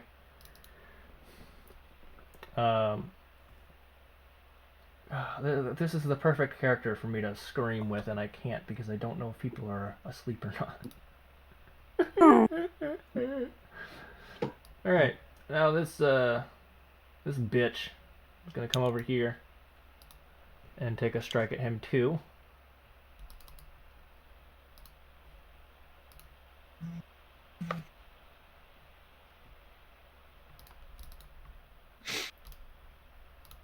What is his armor class?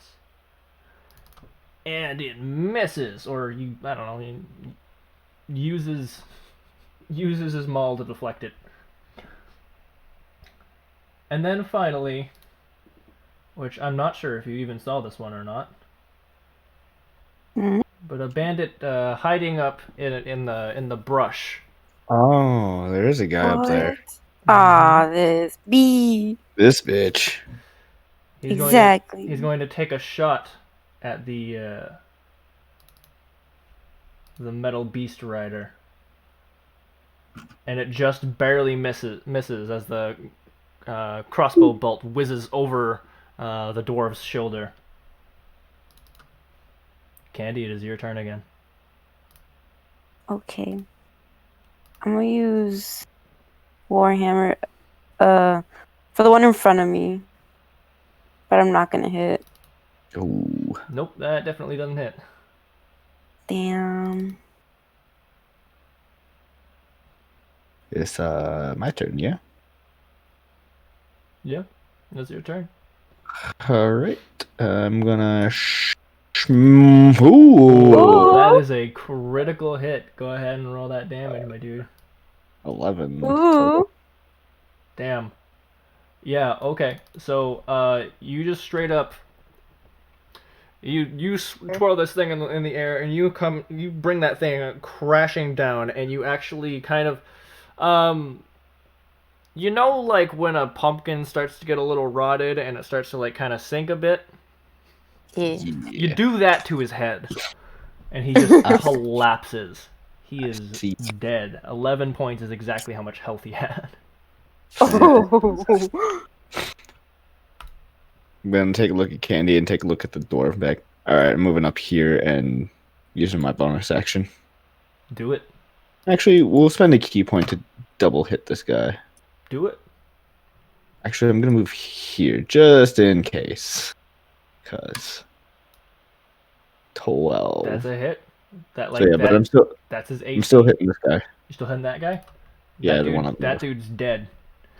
Cool. He's dead. You sock that guy like right, like you managed to hit like the back of the jaw, and it's just enough force at the right angle. It pops his jaw out of place, and he collapses. And then doing the second one to hit this guy on the right. Yeah, that hits. Ah, it's only 4. 4 points. That's okay. If only it was a triple kill. But yeah. You clocked him in the back of the head, and he's like, ah! And he looks back at you with a look of hate in his eyes. Surprise, motherfucker. All right. Now, I think it's his turn. Yeah. Horse rider, dude. Yeah, the rider is going to actually kind of lean back and take a swing at the bandit that you just hit. It's a 22 to hit.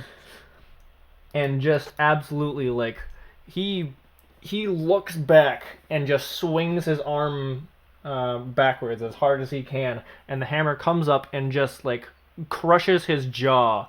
His chin and his whole entire bottom part of his jaw just, like, gets crushed up into the upper part of his skull, and he collapses, bleeding out from his face.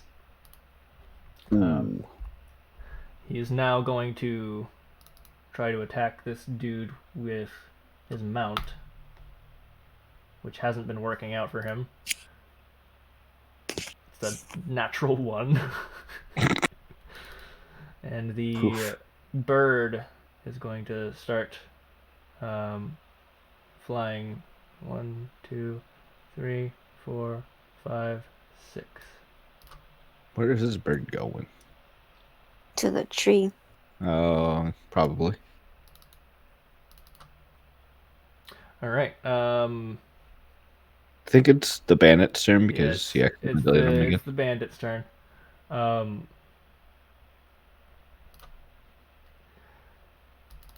The dwarf that's fighting the rider is going to take a swing first,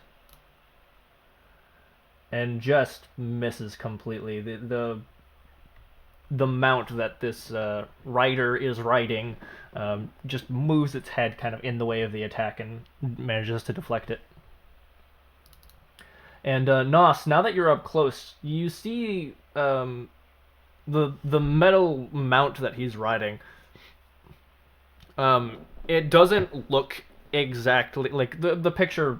The picture that I have for him literally just looks like a dog, but that's not at all what I envisioned. I couldn't find a picture that looked good enough, and I didn't have the time to draw it. So, what you see, it doesn't look exactly like any kind of existing animal. It just looks like a strange cross between a dire wolf and some kind of panther or female lion, maybe. Dire wolf / panther thingy. Dire. Cool. Yeah, and it is. It's definitely lower to the ground than a horse would be. Okay. Because he's a dwarf. Yeah, makes sense. And now the bandits attacking you, Candy, are gonna take their turn.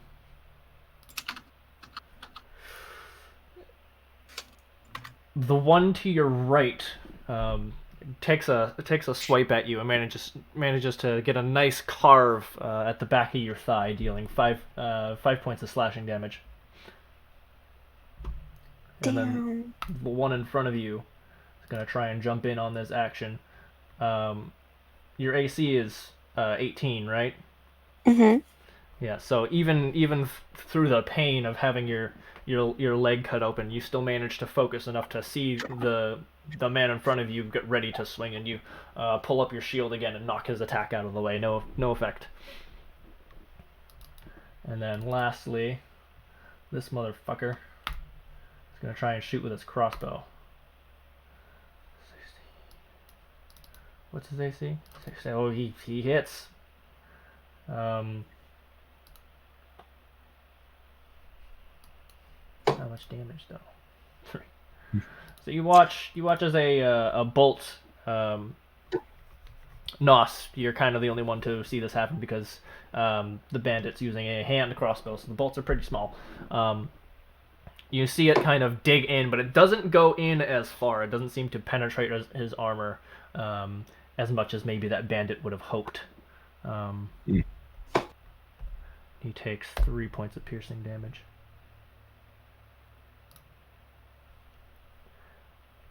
It is now Candy's turn again.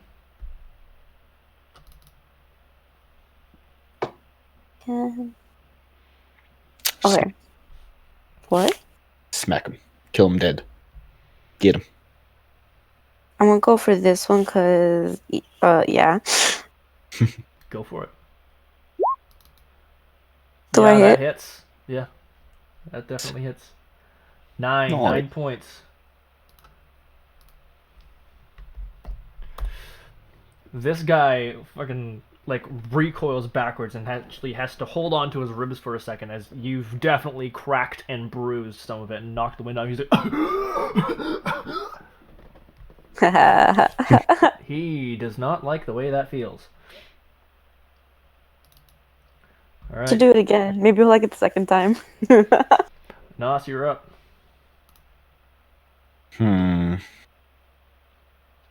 Do I go for this guy or do I go and help? That is entirely up to you. I'm gonna go help and smack this guy. Yeah.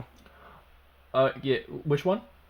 The green guy. This guy. The green guy. The one. That's his Yeah. entire health pool. So, yeah, Lit. you sprint up and use your momentum to just like you're holding your quarterstaff two-handed like at the base of it, so it's like just this long stick. Mm-hmm. And you take a wide swing and crack right at the center of his back and actually break parts of his spine, and he collapses. Nice. Realistically, that probably wouldn't kill a man, but the D&D, he's dead. Yeah, he's dead. And then bonus attack this guy. Do it. Just one. Missed. Sag. Yeah. Is that your turn? Yep. That's it. Alright, so the rider is going all out on this bitch in front of him. And I'm pretty sure that's a miss, right? Yeah, that's a miss. And now Dang. Mount is going to try. Come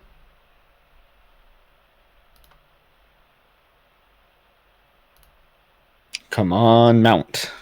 Nope. Alright, never mind. So the both attacks were good attacks, but this dwarf seems nimble and ready for the attacks.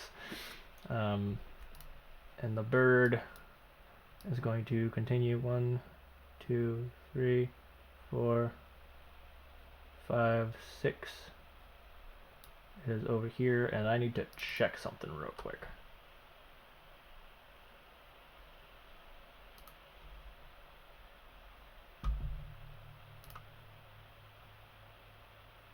Yeah, no. If only. The bird's up there and it missed. No, it didn't even get to attack. So that's JK. it is now the bandit's turn. First things first is this one that's almost dead over here by you guys is going to try and it's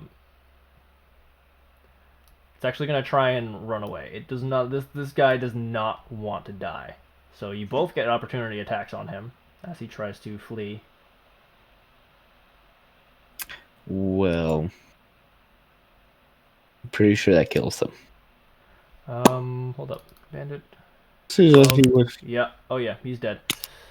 So as he goes to turn around, you just like Smack him in the back of the head, basically. yeah, pretty much. You do this quick, like you kind of bring your stick up and like swing it backwards and hit him in the back of the head, and it cracks the back of his skull open, and he starts bleeding out, and he's dead. Hello? Hello. Hello? Did we lose Sorry. you for a minute? Yeah. What just happened? The bandit died. Yeah, the bandit went to go run away, and Nos took his opportunity of attack and murdered the fuck out of him. Hey, lit. Don't have to worry about that guy anymore. Alright. Now this pesky dwarf is going to take another swing at our rider. And is going to hit. Oh no. Yeah. So he kind of, shifts himself to the left a bit and is able to get a nice good swing at the rider's side without hitting the mount in any capacity.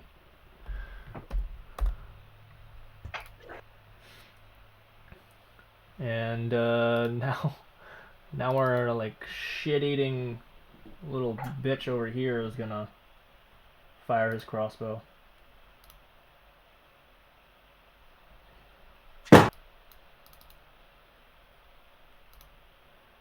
And is going to miss again, just barely. The bolt just going like just over the rider's head. It is now your turn again, Candy.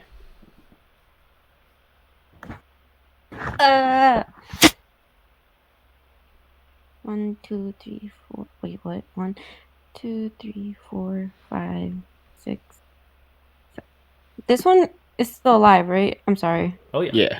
Super alive.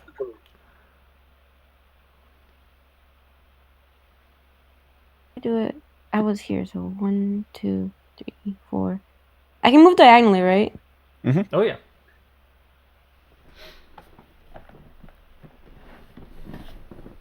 Like you can get up close and personal with this guy, I think. Yeah. Oh. Just Aww. I was gonna say and smack him, but never mind. No, he sees you coming and is able to just duck under. I mean, who can miss a big satyr coming? You're actually not I that mean, big. maybe I blocked him. Maybe I blocked you for a little bit. Me being a giant 7-foot tall elephant. All right, your turn, Elephant Man. Yes. Well, I'm gonna be on this side of him. And smack. That's a hit. And 3 points of damage. Okay. yay. Yay! And I'll just do a single hit That's a hit. and a hit. Wow. Ooh. And he's dead, I'm assuming. No, Right? he's very close to it though. Dang. Very, very close. Very, very close. You see, the rider actually gets off of his mount and moves here. The mall. Yes, the ball is him. I couldn't find a good because like I have a very specific look I wanted for him, and none of the pictures I found looked like that, so I just made it the weapon. Okay. I'll just call him Gimli for now. Oh yeah, that's a hit. I'm not even gonna roll damage because you see him literally take. He doesn't even swing it. He just takes the pommel of it and strikes him across the face, knocking him unconscious rather than killing him. Take that, you right prick! He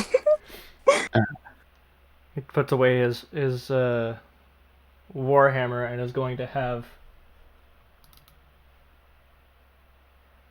Do I gain the temporary hit points, or because I didn't do it, I don't get it? No, if you didn't get the The kill blow. finish, Okay. but you did get a finishing blow with the opportunity attack though. You're right. I did do that. So I do have 5 temp hit points. All right. He's going to spend just a little more of his movement getting back onto this thing, and then it with him is going to go 1, 2, 3, 4, 5, 6, 7, 8, right up to that guy. I'm pretty sure that's how that works, right? He's got how much movement? Yeah. Perfect. And he's going to take another attack with his mount. Yes, finally.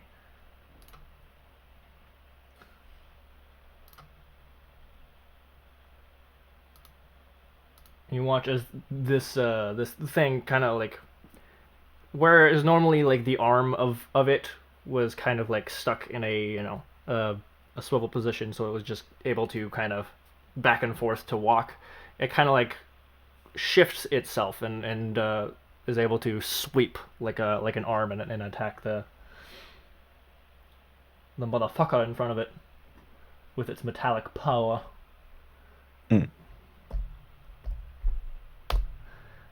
And knocks him straight on his ass, but he is still alive. Damn. It is now his turn. And he is Does scared the bird shitless. not attack? Huh? Does the bird not attack? No, the bird does not have an attack. So he's more just a scav. Got it. Okay.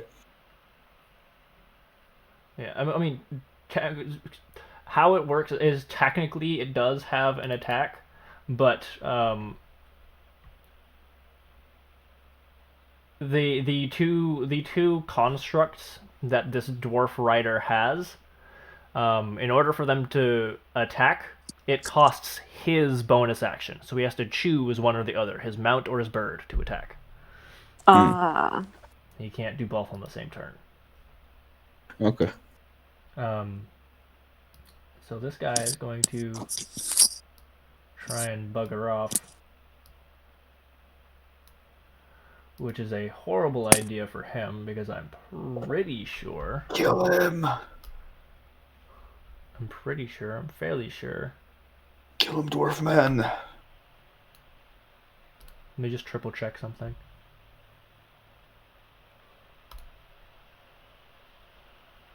I'm fairly certain.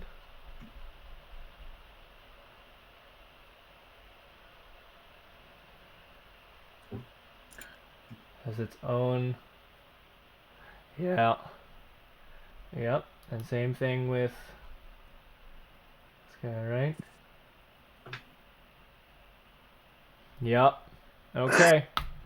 So this dude's poor mistake. The rider is going to go first. Both him and both of his constructs get a reaction of their own, and they are all going to take an opportunity attack against this poor soul.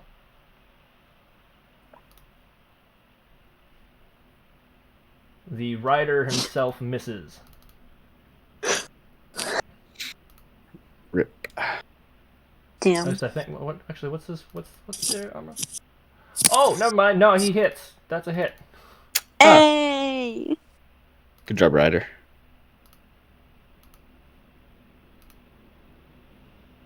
Yeah, he's dead. He's real dead. He's real dead. He takes one step, and like the momentum of his forward movement after he starts to run, and the rider whacks him in the back of the head with his maul. He just he hits the ground and like skids forward a bit into the grass, and the metallic falcon kind of perches itself on the dwarf's shoulder. He returns back over here, and he kind of he ties up the unconscious body of the dwarf, and straps it to the back of his metallic mount. Well, thank you for your assistance. Well fought. Welcome. You're welcome. Well fought yourself. Those are some fancy moves. Thank you. So why keep this guy alive? Why not just kill him? Well, this one's got a bounty on his head. I've got a job to do. Bounty on his head? Bounty hunter. Oh yeah, this prick has been causing trouble. What kind of trouble? The kind that high up officials don't like. I see. Are you two headed up to Ridgemorn? Which you would know is indeed the town you're heading to going north. Yes. Yes. Yeah, that one. Yes, sir. Perfect. City of... I'm gonna go into the same place. Wonderful. Wouldn't hurt having extra company along the way. What's your name, dwarf? The name's Obril. Obril Balthur. Orbra Balfer? Obril Balthur. Balther. Obril T. Balthr. Balther. Okay. Obril. Nice to meet you, Obril. He taps his mount. Now this is Nocklin. Nocklin? Noklin. That's what he's decided to call his mount. And he kind of shakes his shoulder. And this is Troga. She's a good girl. Starts petting the metal bird, knowing full well it has no sentience. What are those? They're just metal. These are my pride and joy, my creations. And you, as you take a closer look at him now, first of all you see a gauntlet on his left hand, It's got kind of like a tarnished gold material, and you see kind of blue gems in them, but they're very very rounded gems. One kind of on the forearm just below the wrist. One kind of seated into the palm, but not to the point where it like stops him from grabbing things. And you see very small ones at his fingertips. You also see the same kind of spherical gems in on like where the quote unquote shoulders would be on his metallic mount. And when the metal creature opens its jaw, you see one on the inside where the back of the throat would be. How did you make these? Well, you know, you tinker a bit and you learn a thing or two. I'm what they call an artificer. An artificer. That's cool. Interesting. And that is in fact his class. He is an artificer.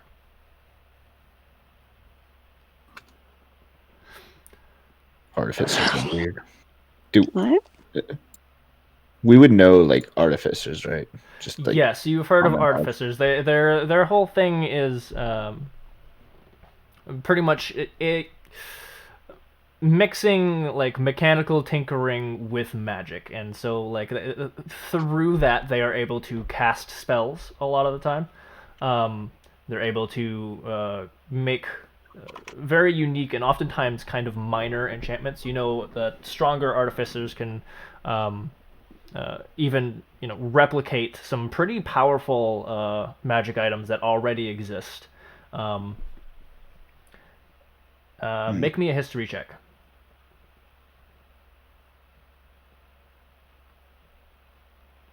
Yo, I know nothing. Yeah, well, you know what I told you, and that's about it. That's it. They're very artificers are a large part of why society makes many of its technological advances. Although you know that most artificers tend to like to keep their inventions to themselves. It's pretty rare that a active artificer will sell out their inventions for the betterment of mankind because they feel too much of a personal attachment to their creations. See. Candy, you wanna try a history check? Yeah, that's about all you can get too. The consistency. I love it. I mean, at least you're not rolling poorly during combat for the most part. Yeah. You are right. Yeah, you've been doing pretty well in combat. Watch me like be jinxed now. And I mean, hopefully at that point I'm not jinxed. Crossing fingers. Yeah. he kind of turns himself around on the mount, and as he goes to take a turn, you see kind of on one side of the rib there's a slight indent that's about the shape of his gauntleted hand, to fit in there on the side of it, what would be the metallic mount's ribs.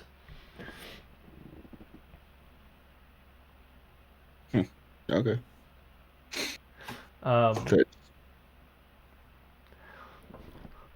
Good. Let's go then. And he starts Lead the way. trotting off, and you guys start heading north.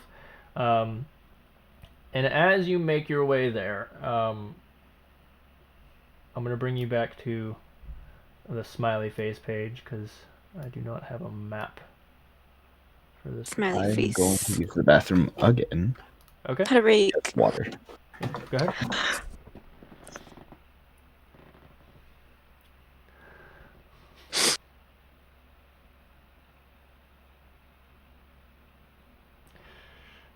I feel like I'm going slower than normal, and I know it's because I'm trying really hard not to fuck up the details. What? Nah. 'Cause I wrote them in the last couple of days. I did not have any time to memorize any of this shit, so like none of it's fresh in my mind. I have to keep like it's a lot of shit. It's a lot of fucking shit. I have to keep going back and reading like everything. I think you're doing great. Thank you. But what do I know? Nothing. That's why you're here. This is why I'm in class. Yeah. That's what my whole family thinks I'm doing. School.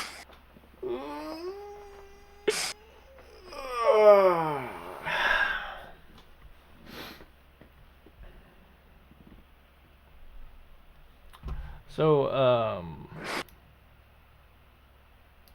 But just because I'm not sure if we'll get to the dungeon at all.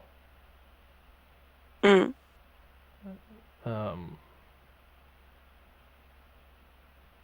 We'll go ahead and say I'm gonna give you guys your experience points now. You can do yours now, and I'll tell him when he gets back. But on your character sheet, where it says experience points. No. Experience points. Huh? Type in 325. Wait, what the heck? What does that do? Once you reach a certain number of experience points, you will level up. In order to reach 4th level, you need a total of 2,700 experience points. 2,700, you said? 2,700. Yeah. Hello. 320? Yeah, 325. Dang. I heard most of that. I have headphones on still. Okay. I have returned. Smiley face. Smiley. So as you're walking, he starts to tell you a bit about Ridgemorn. Is it Ridge of Morn or Ridgemore? Ridgemorn, one word. Okay. Gotcha. Yeah, and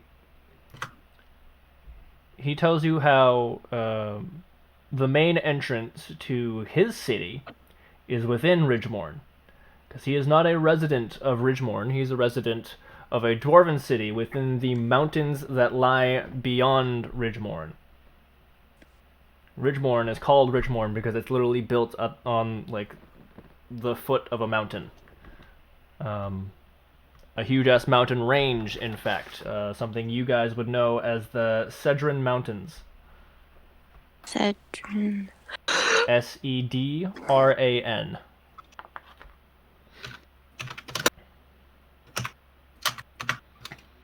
Okay. And it is a huge mountain range. Like, there's a fuckload of mountains in that mountain range. And there is a dwarven city built within those mountains. It kind of goes underground. It's like some of it reaches like up like to the insides of the mountains themselves, but for the most part it's underground.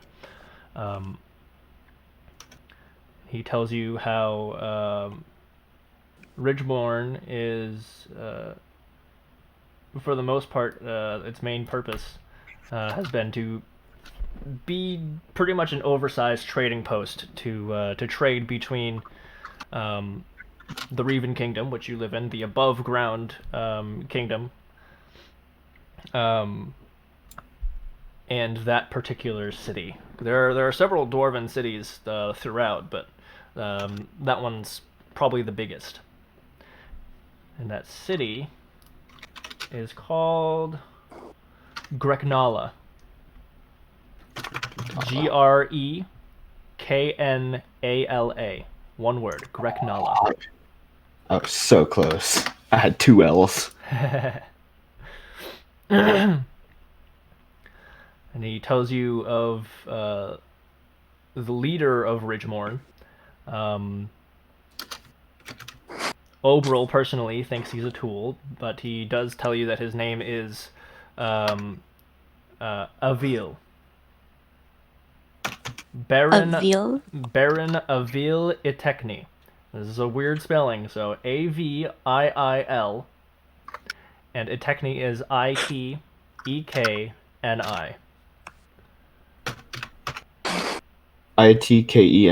Mm-hmm. And he's Sorry, a bear. Itekni. Itikni. Vaxiel Itekni. Techni. And that the ruler of his city is Lord Hasric Bronzehammer. Bronzehammer is exactly what it is. It's one word, bronze hammer. Bronzehammer. Hasric is Hasrik. And who's this guy? Sorry. He's the lord of Greknala, the dwarven city in the mountains. Wait, a what? Hasrik.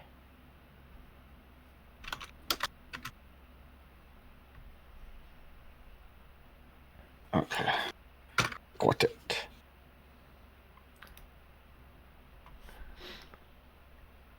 Whew. And he's in his tellings of this. He's very loud. He's very vulgar. You get the hint that he's not a bad guy, but he's kind of obnoxious and not very charismatic in any way, shape, or form. Unpleasant to be around. Yeah, the kind of guy that most people wouldn't really want to be around, and he says that he sometimes he likes to fuck with the Lord because he works directly under him as a bounty hunter running bounties for the city.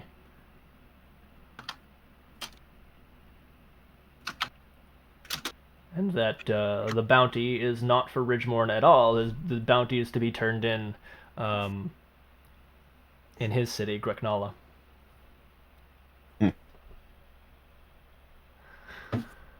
And after this wonderful conversation, you arrive in Ridgemorn. Nice.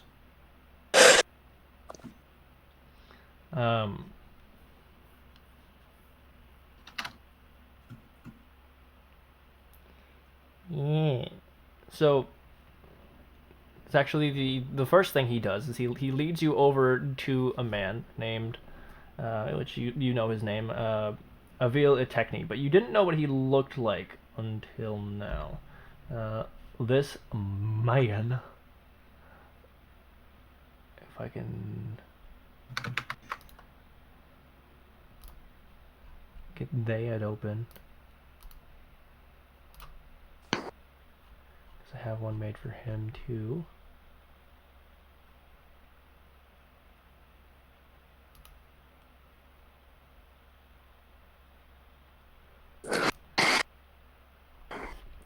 He is a half-elf. He's about 5'8".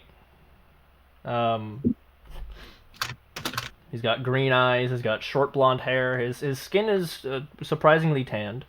And he's not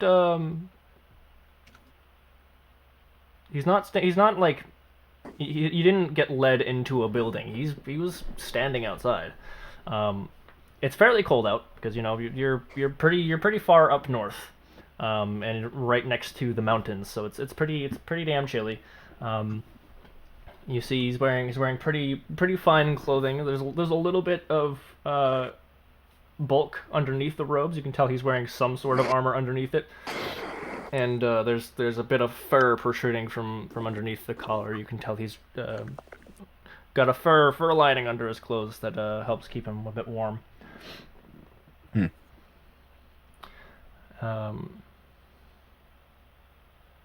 going to go, "Oh, welcome back, Oberl. I see you've brought friends." He is going to go... Sorry, I'm going back to my notes just so I can continue to read shit.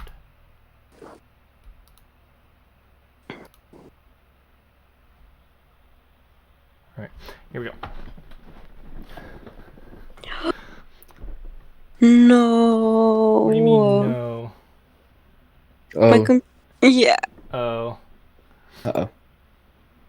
Well, you can still hear us, right? Yeah. She connect. There's no combat going on. You're fine. You're fine for now. For now.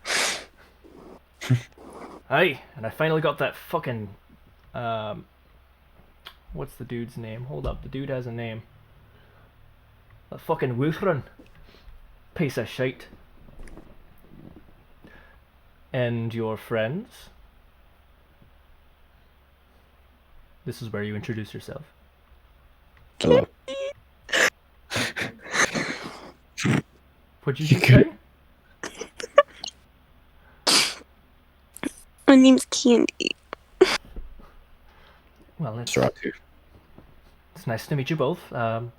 You're welcome to stay at the inns, peruse the stores.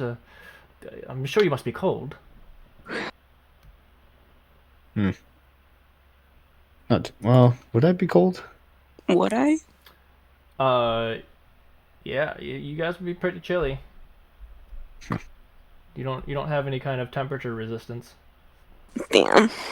Candy, your legs are a bit warmer than the rest of you. Just my legs are okay. You got that goat fur, but I mean it's still cold. My trunk is shriveling a little bit, so I guess I am cold. All right, Yeah. So why have you two come all this way? Well, he wouldn't know that you've come a long way. He's gonna ask, where did you two come from? Came from Letham. Letham. Letham. Letham? Letham. 2 F's. Letham. Yep. Hunting a necromancer that we believe is come this way. A necromancer? No, we haven't had any signs of necromancy, but come inside. And he kind of starts to walk towards. You see a large building. Most of the buildings in Letham and in the other cities that you've been to, they're mostly made out of stone and wood, right? Because it's fucking fantasy times. But they were mostly made out of wood planks. Drywall didn't exist yet. Neither did insulation. But they were made out of several layers of planks. I'm pretty sure that's not historically accurate to how they built houses back in the day, but I'm gonna just go with it. It's our world. We can do whatever we want. Yeah, that's how they built houses. But these ones are much thicker. These are almost all the buildings here are log buildings. They're thick wood to help keep out the temperature. Thick. So he brings you inside one of the larger buildings. Not the largest building there, but one of the larger buildings. And you gather this is probably the town hall office. You're not really sure what the building behind it is that's much larger, but he brings you inside, and it's much warmer. There's 2 fireplaces going. Pretty spacious interior. The ceilings are fairly high. Maybe about say about 10, 11 feet tall. Sweet. Yeah. Spacious for me to stand in. Thank you. Yeah. And he brings you kind of into a back room, and it's it's still a large room comparatively to most people's offices. This is clearly his office, but it's a nice office. See. He sits down in his chair and he's like, "Please have a right." Remembering that you're fucking huge, Nos. He goes and orders one of the guards to go get a larger chair. I can sit on the ground if that's easier. There's no need for that. Please, I am 7 foot tall. Yes, and we have chairs to accommodate that. Thank you. It takes a couple of minutes, and they bring over a large chair. And Oberyl's kind of sitting like Oberyl is there with you guys. His mount is outside, but his bird is still on his shoulder. He doesn't look like he's happy to be there. He looks like he really just wants to go collect his bounty. Mm-hmm. But he stays and listens. So, what happened with this necromancer?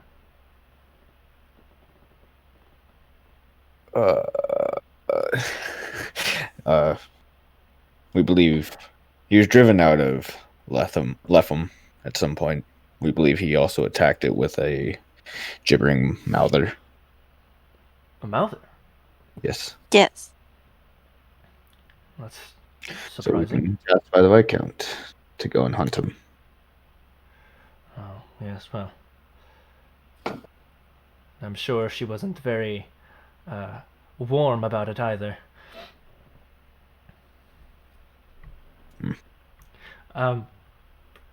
We've had no occurrences. I suppose we could speak to the Lord of Greknala, but I doubt anything would have gotten past our gates to get into there in the first place.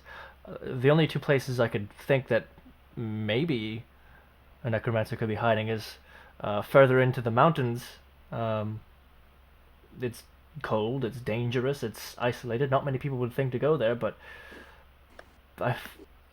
that's less likely because of the giants. I'm sure they'd probably tear the necromancer limb to limb.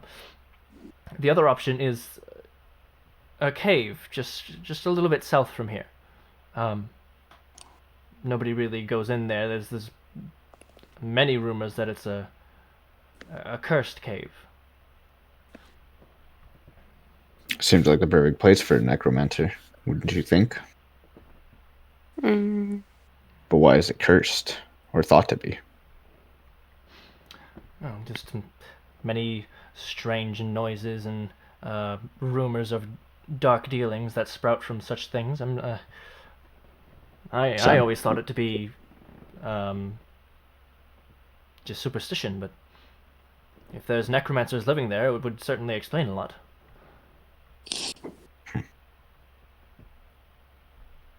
Interesting. Now, if there is a necromancer living in a cave this close to my town's walls, then I will pay you for getting rid of this necromancer. Say 500 gold.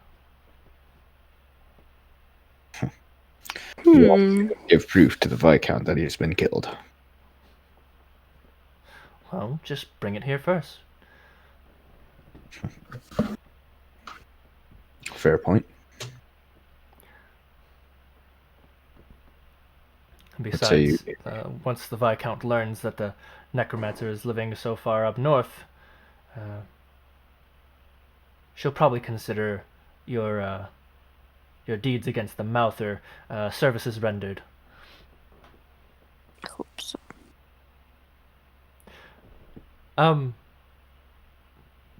You should all probably speak to Lord Hasrick. He's the Lord of Greknala. Oberil, I know that you already have business down there. You've collected your bounty. But I think you should both go see him as well. He should know what's going on, and I could certainly deliver the message, but I feel it would be better coming through the people who saw it firsthand. That is true. If we do hunt this necromancer, do you have anybody to help us, just in case? We're more of a trading post than a city or a. How do you defend yourself then? Oh, we have guards, just not too many to spare. Let's see. Guess we should talk to Bronzehammer. Yes, I think that's a fine idea. Shall I show you to the entrance to Greknala? Be useful. Unless you want me blundering about your town, finding it. Oh, by all means, blunder. If that's what you want, you are free to blunder. He smiles. Sure, it's the entrance. Very well. He stands up and walks out the door. You following him? I mean, I guess we could just have Obril show us it because he lives there. True. Yeah, he does. So I'll take my chances with Obril. Perfect.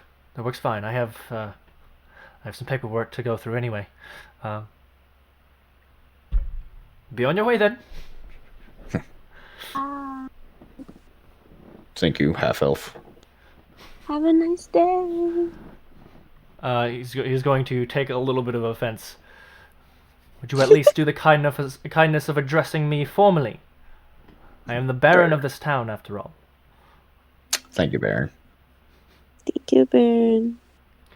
You're welcome. Thank you as well. Have a safe travels, and good luck being there with Obril and the Lord at the same time.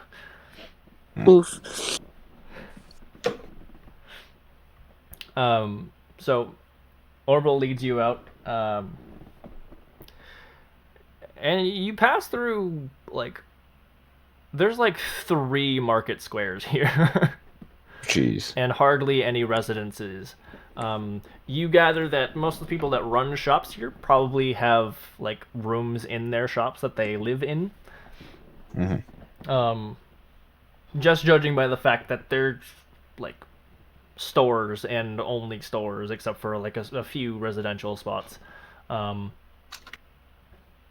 and the the guardhouses that are set up, and the town hall, and what you would have to guess is maybe a place of worship, the place that's larger than the town hall.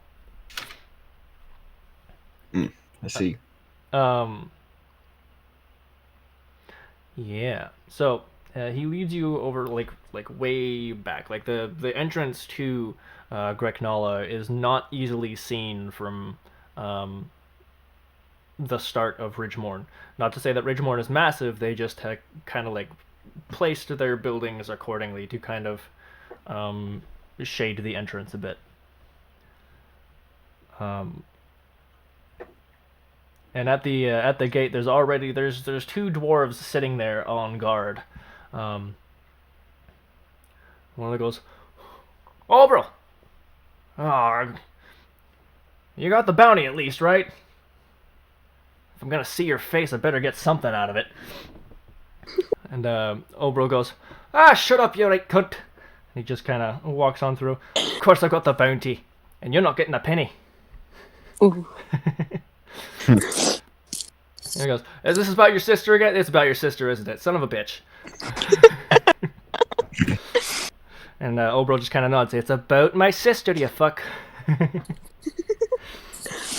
And he just keeps walking straight through, and they don't stop you at all. They know Obril well. He's been in and out many times. They know that he lives there. He's done plenty of work for the guards. It's another Tuesday. Yeah. Another Tuesday.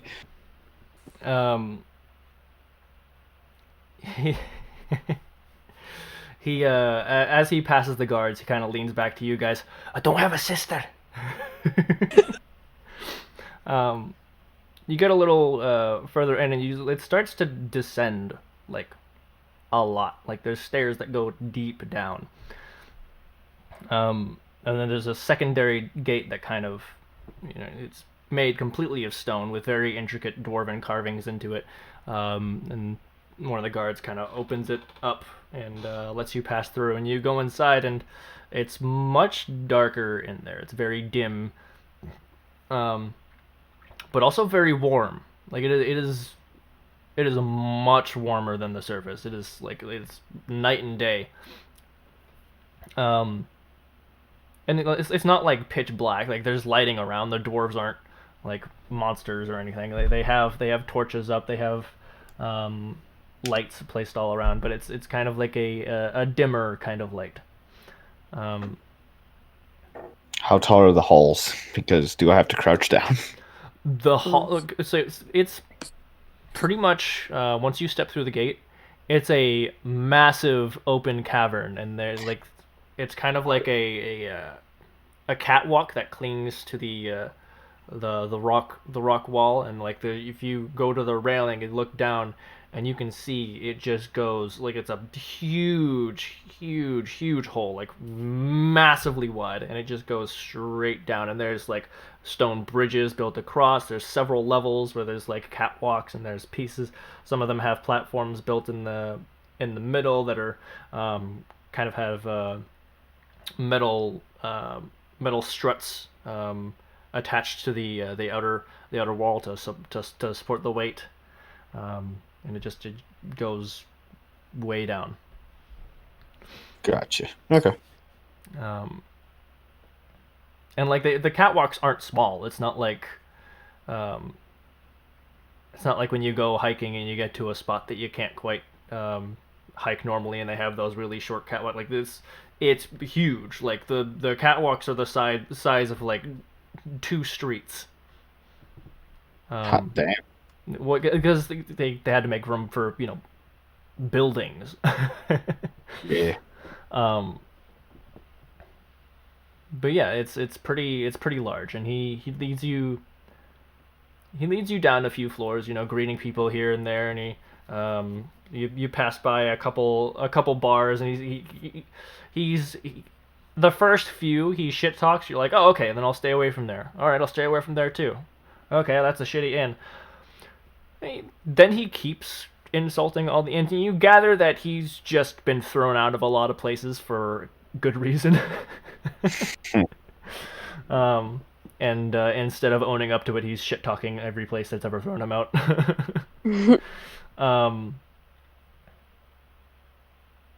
But eventually you get to... It doesn't look like a building. There's a doorway built into the wall with a very grand gold and silver door. It is huge. Like fucking... The only person that would need a door this big would be an actual giant. I see. Well, this is it. The Hall of the Pretentious.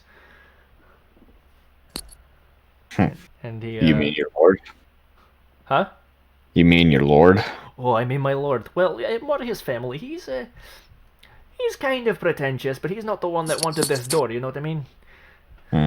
He opens up the door.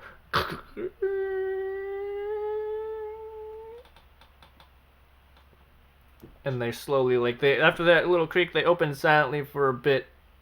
And they open all the way to the point where they hit the walls. When they hit the walls, it's a big... Oof. That's one way to Make let an presence entrance. be known. He yells into the hallway. It's a very big, very long hallway. Like the hallway is like a little bit, just like a couple feet larger than the doorway itself. And he just screams into it, "Honey, I'm home!" And you hear just ever so slightly echoing from the other side, just...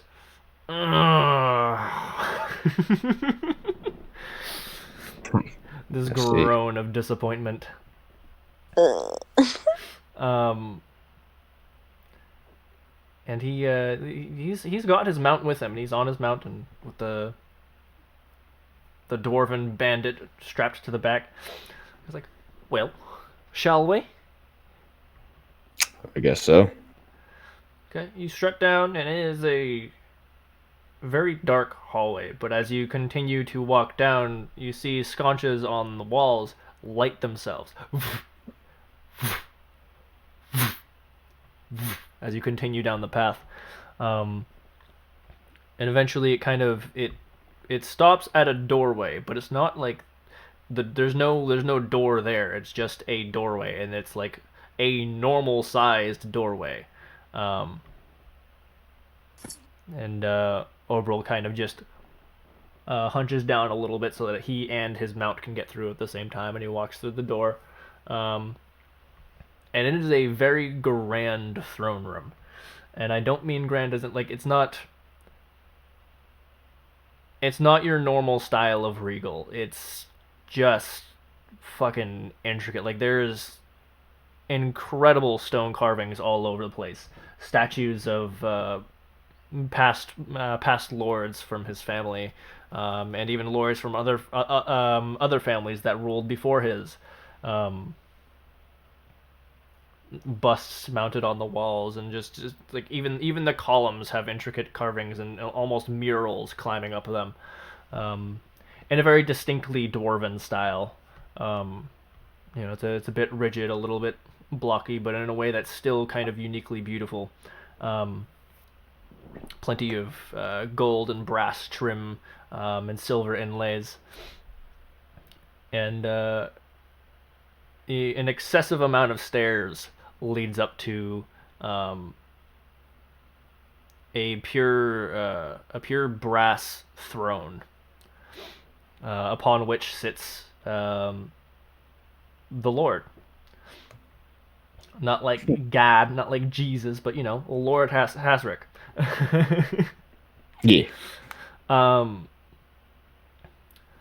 It's like, oh, bro, you are so fucking lucky that you're actually useful.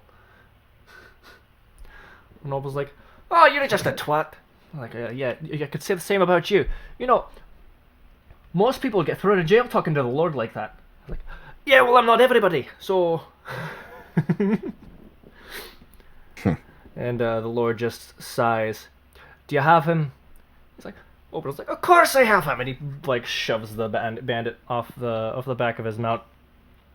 There he is, still breathing, still alive.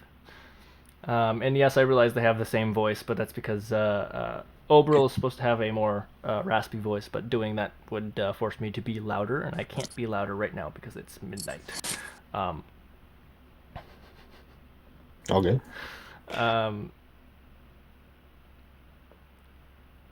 It's quite the bounty hunter you have here, Lord. Yes, well, that's why he gets away with so much. He's a prick, but he does his job very well. At least he does his job. Aye, he does. He kind of waves a finger, and guards that you didn't see before kind of walk out from behind some of the statues and pick up the bandit and pull him away. All right. He leans to the left of him, and you see a big, like a huge sack next to him on the floor, right next to the left of his chair, and it is full of something. You see like the bumps in it, so you know that it's full, but you can't see into it. And he pulls out a coin purse. You gather that this particular bag is just full of fucking coin purses, so that when he has to give a reward, he can just toss it and not have to think about it. That's really smart, honestly. Yeah, so he pulls one out and he tosses it at Oberyle, and Oberyl's going to attempt to catch it. Oh. Where's my mouse? There's my mouse. It ran away. It did, it ran away. Natural 20. Not only does he grab it, he grabs it by, like the bit of leather that's hanging out the top, like the opening of the pouch that's been tied off. He grabs it by that with two fingers, flips it using its momentum, and like opens up his robe and tosses it into a pouch with a single movement. He gives a bow. Thank you, my lord. Don't forget who helped you, Oberyle. He's gonna kind of look at you. He's gonna go, right. He pulls the pouch back out, opens it up, tosses you a single gold coin, and he zips it. He ties his thing back up and puts it back in. You may have helped in the fight, but I was hunting him for 5 weeks. I did the work. Fair.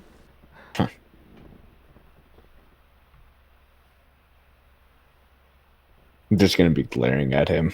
I have nothing to say.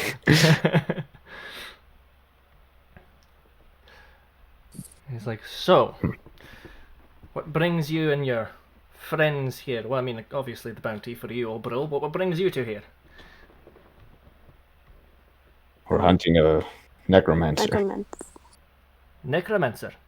And the Baron above said that we should come talk to you for some reason. Because he doesn't know what the fuck to do.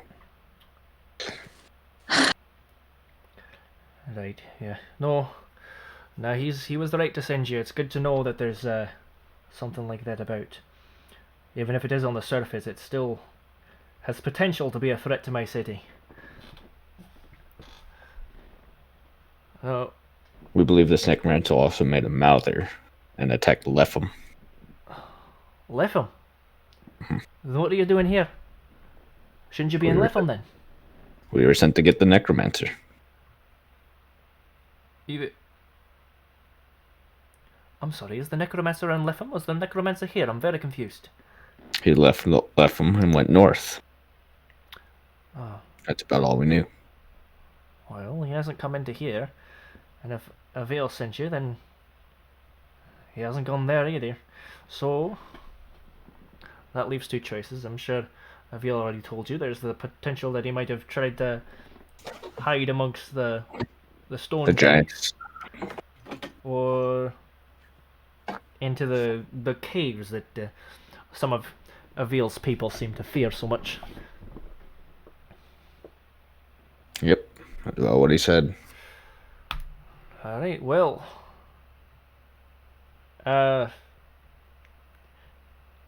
If you manage to catch him, I want to see proof, and you'll be rewarded. I'm dead. Did Avail already offer you something? He said 100. Oberil at the same time goes, No, he didn't. There was no offer. Ooh. As long as we get this guy to help us, and I'm just pointing down at Obril. This guy's got to come help. Now, Hasrick heard you say that there was an offer. Because you did say that, right? Yeah. Yeah.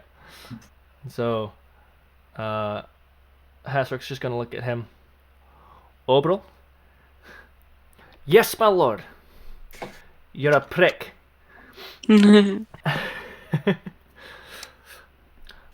He just likes his money. But what dwarf doesn't like money? Mr. Krabs.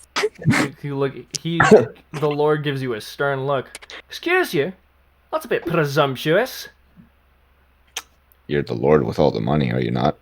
Yeah, but we're not all obsessed with it. I'm the Lord because I had it as a birthright, not because I sought it greedily.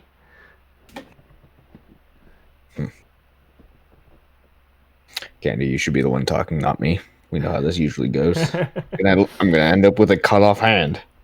Whoa. Excuse my friend. I have many people wanting his hands, like, dismembered from his body, and I understand your point, but excuse him for now.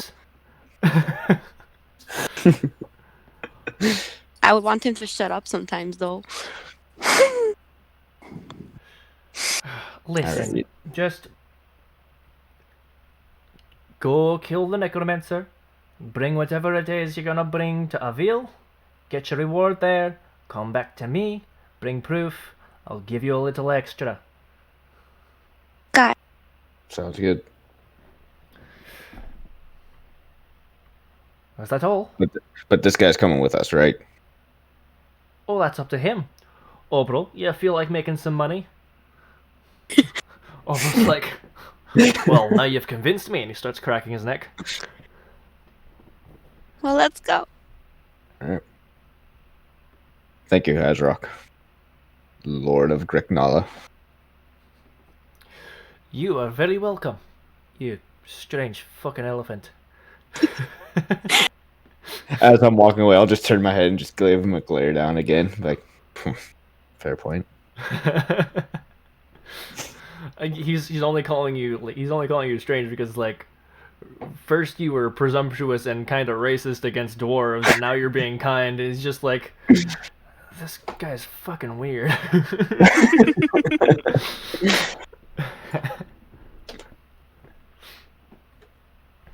All right, and I'm not charismatic.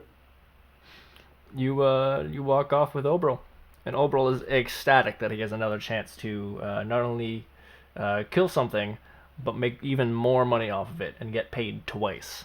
He is stoked. See, but what he doesn't know is we get paid 3 times.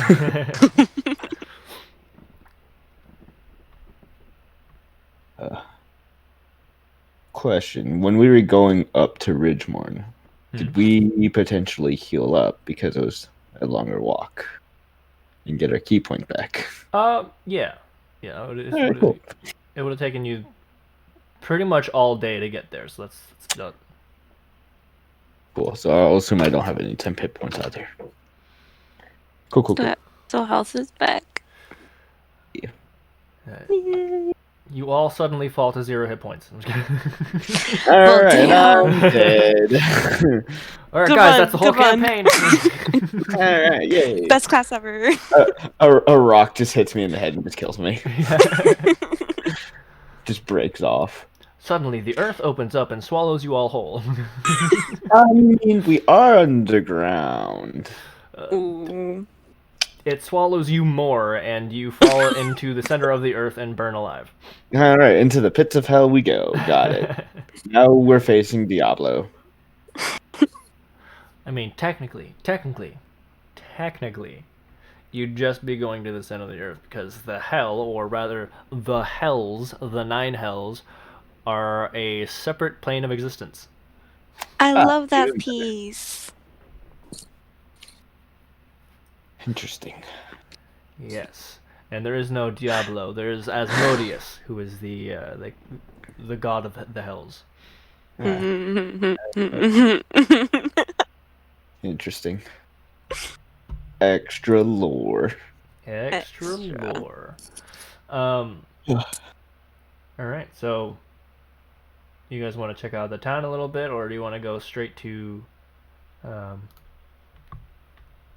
this cave? Weren't we like cold or something? I don't know.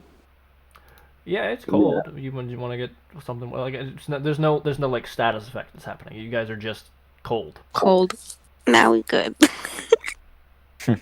Like you guys are just uncomfortable. Yeah. Like you might want to get something more maybe for roleplay purposes, but there's no like real functional reason for you to. I mean, my trunk can shrink up a little bit. It's okay. I would say if you guys were to go into the mountains, then there would be cause to get something warmer. Okay. But we're not going there because we're going to go check out the spooky cave. You are I'm pretty sure. going to check out Spooky skeletons. Send shivers down your spine. Yes. Oh, just because I don't know, just to give you another name in your notes, the dwarf that he brought in, he would have told you that the bandit's name was Wuthron Goldfinger. Wuthron Goldfinger. Did he in fact have a gold finger? He did not. Damn. Fucking misleading name. It's a family name, man. What can you do? Well, I mean, did Hazric Bronzehammer have a bronze hammer? No. Damn. Lying ass name. It's a family name. I mean, his ancestors probably did, but you know. Yeah. And I'm gonna refresh the page because it's easier that way. So you guys head straight out to this supposed necromantic cave, which, by the way, I did have it a setup for you to potentially go and see the giants. Like I have a map ready. Interesting. See. I would strongly advise you against it, but All right, let's go visit the giant. Let's go.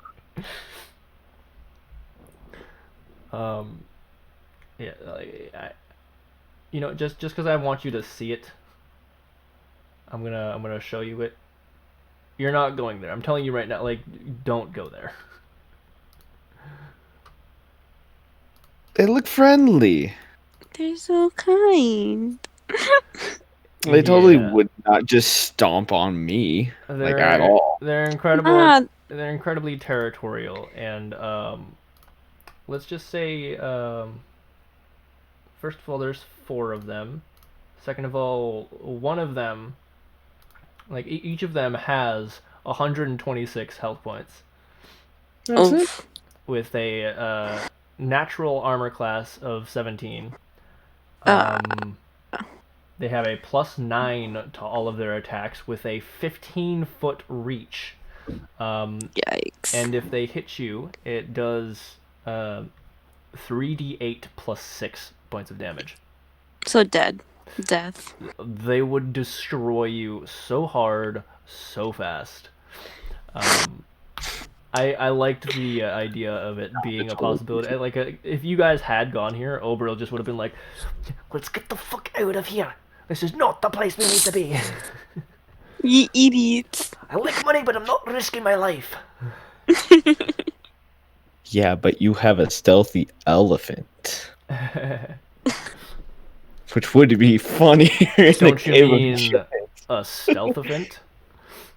Oh, I see now. Mm-hmm. But yeah, that's Yeah. it. Yeah.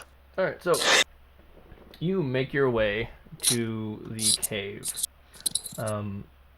It doesn't take you too long. It takes you maybe about an hour and a half to get there.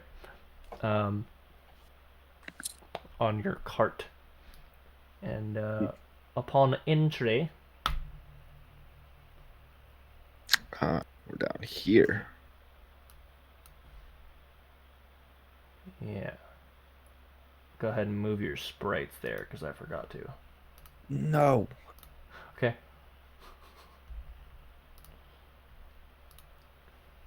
I'll activate your health.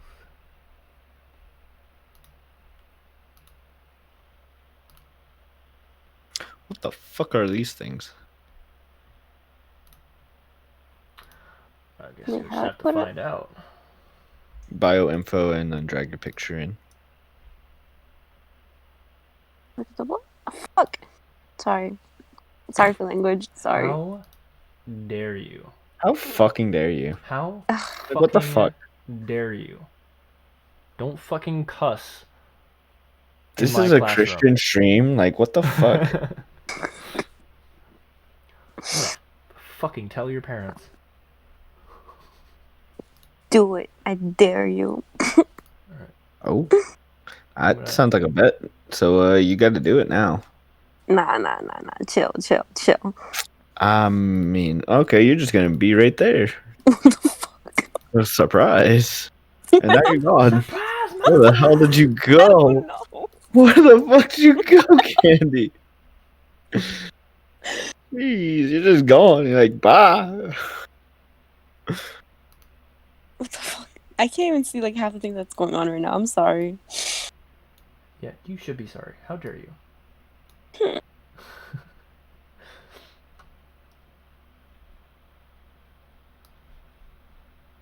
Here we go. I fixed it. Hey, there she is. Thank you. You're welcome. Oh. And then...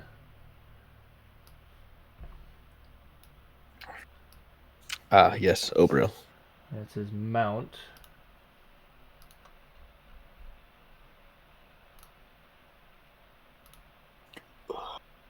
Then I gotta put him on top.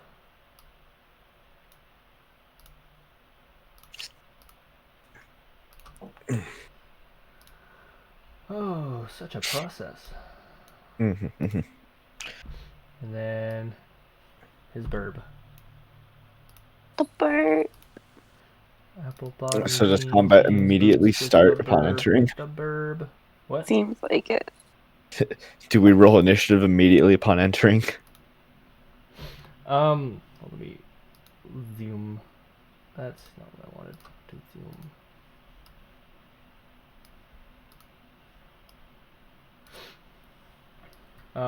I will say you guys start back here. Cool. I can stealth around and hopefully smack a bitch. And what you see before you is several zombies. Just kind of shambling around. I see. You're pretty close to them, so I would say make a stealth check right now. Stealth. These dice, man. These fucking dice.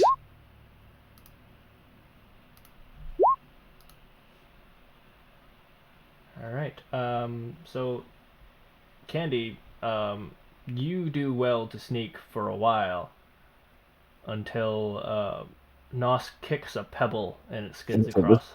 And Nah. This all of bull. them, all of them turn to face you guys. Roll initiative. You gotta click a character. Oh shit, my bad, my bad. Do I have to roll it again now? Yes. It's better. Alright,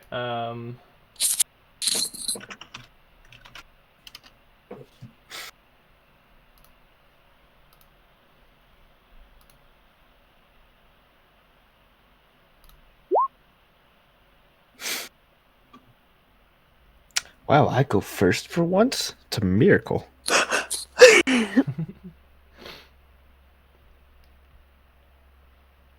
Have we faced zombies? I don't think so yet.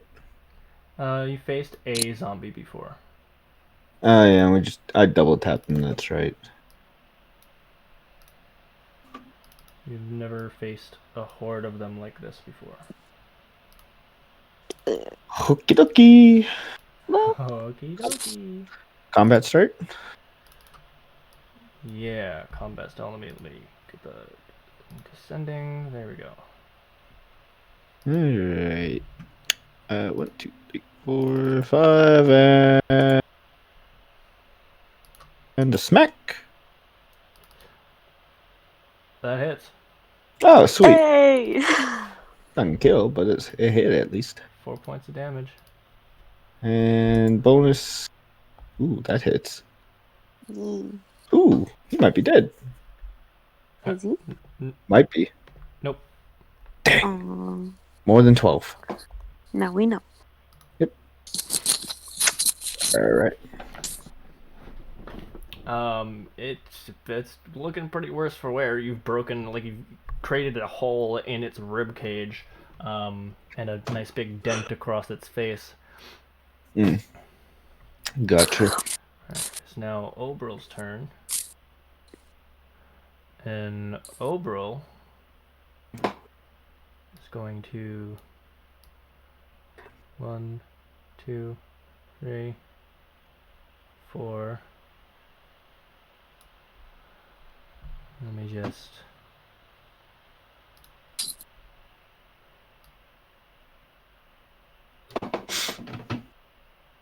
What's that, 25? Let me check something.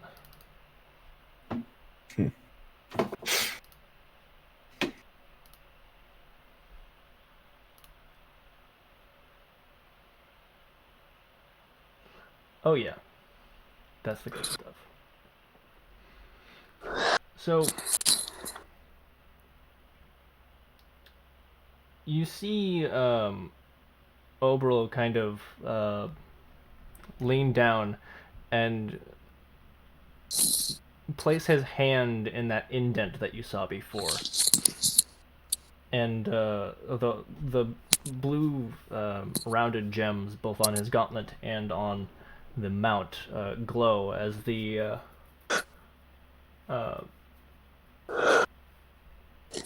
canine / not canine-ish creature construct opens its mouth and unleashes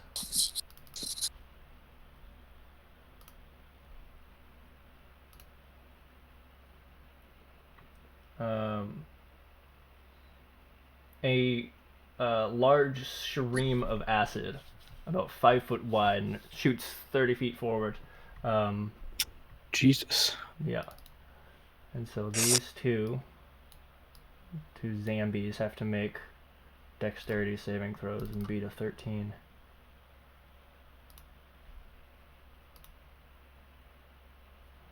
Nope, fail. Okay, so the first one fails, the second one succeeds.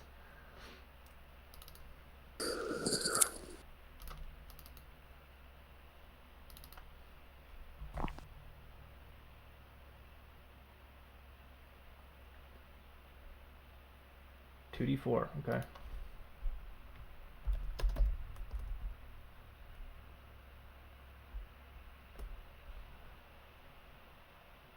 Oh, it automatically rolled it. Okay, so the one that you had attacked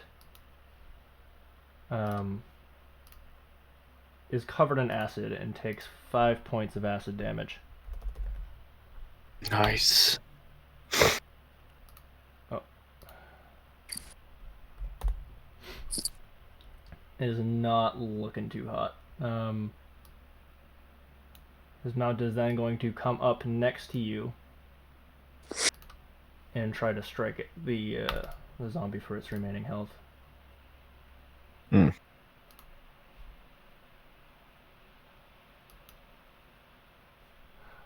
That is definitely a hit.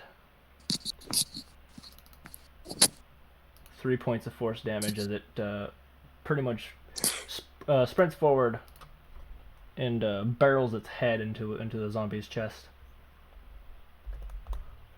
Nice. That ends his eagle's gonna, his falcon's gonna kind of fly over here. All right, it is now the zombie's turn. This zombie is going to it's gonna attack you.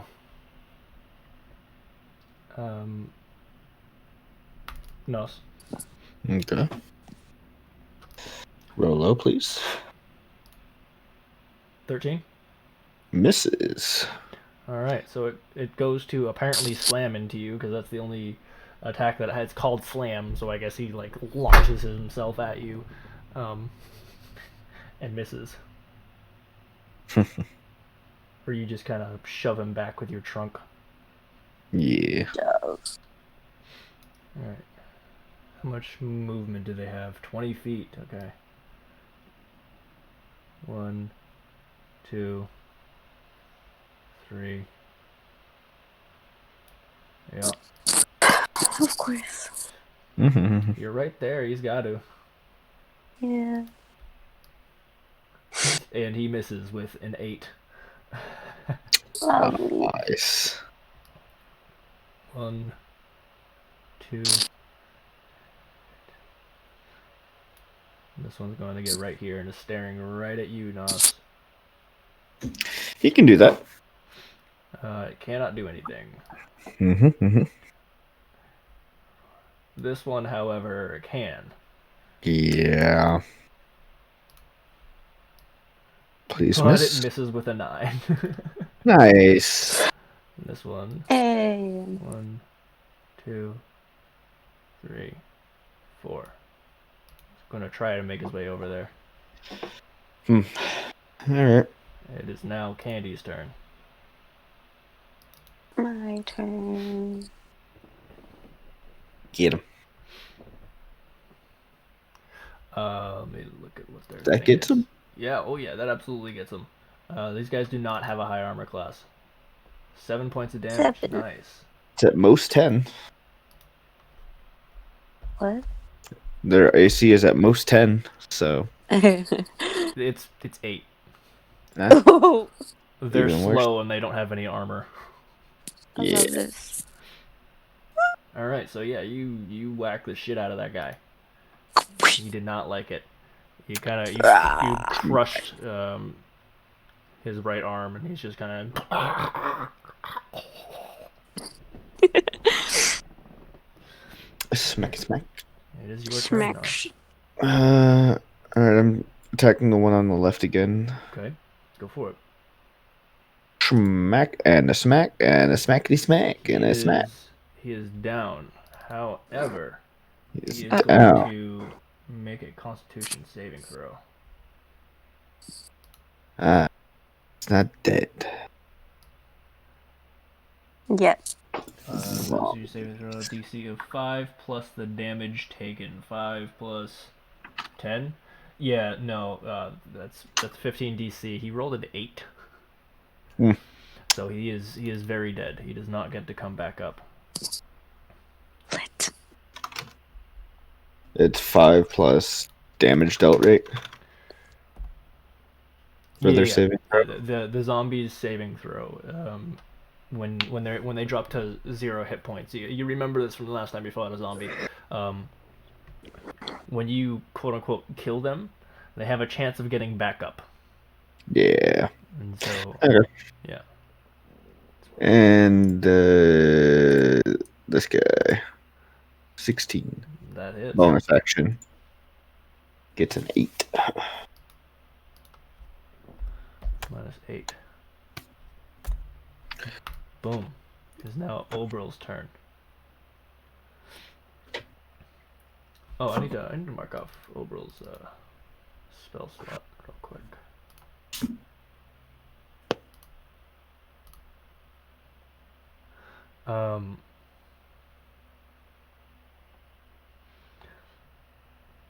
He's just gonna do some attacks. Smack smack and a smackety smack. Smack, smack, and smackety smack, and then smack, smack, smack, and then smackety smack. Smack.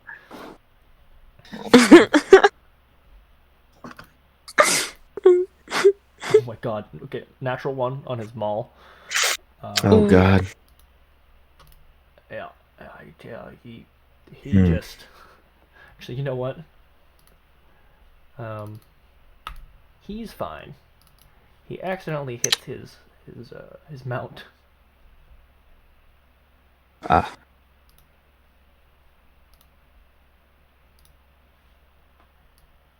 At least it wasn't me.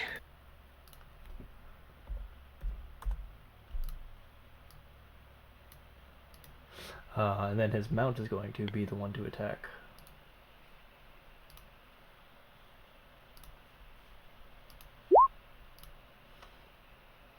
Which hits. And does 8 points of damage.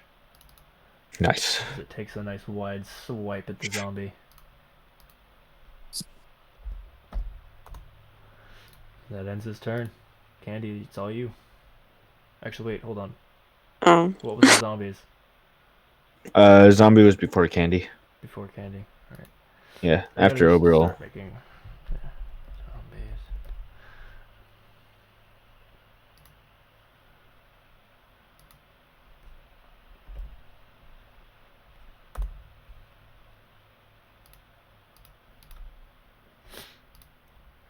Alright. So this zombie in front of you is going to take a swing at you. Smack smack. You know what? He's going to take a swing at me, at Oberol. And it hits. And deals 5 points of bludgeoning damage as he pretty much just like throws himself at me and slams his zombified skull into my torso, I guess.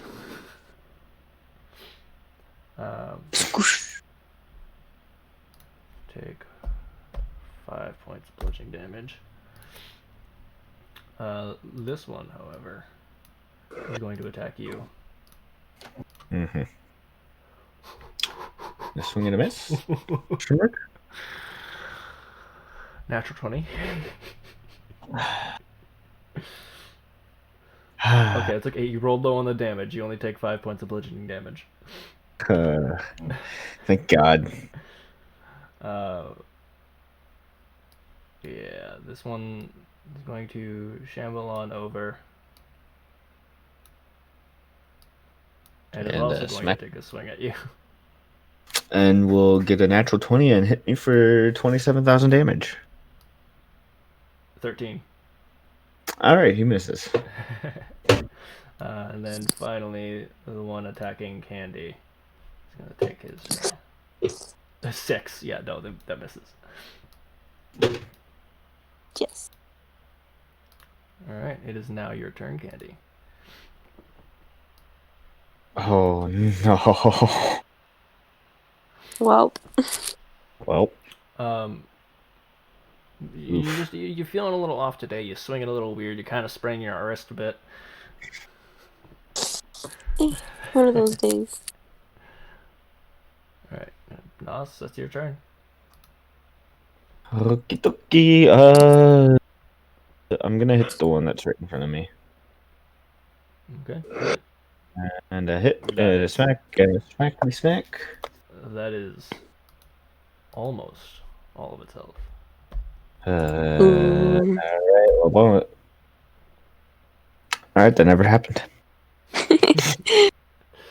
You go to punch and your fist stops right in front of his face. Yep. Okay, guess it's Obrel's turn. Obrel's going to try and finish these guys off. Or at least the one in front of him. That definitely hits. And that definitely kills.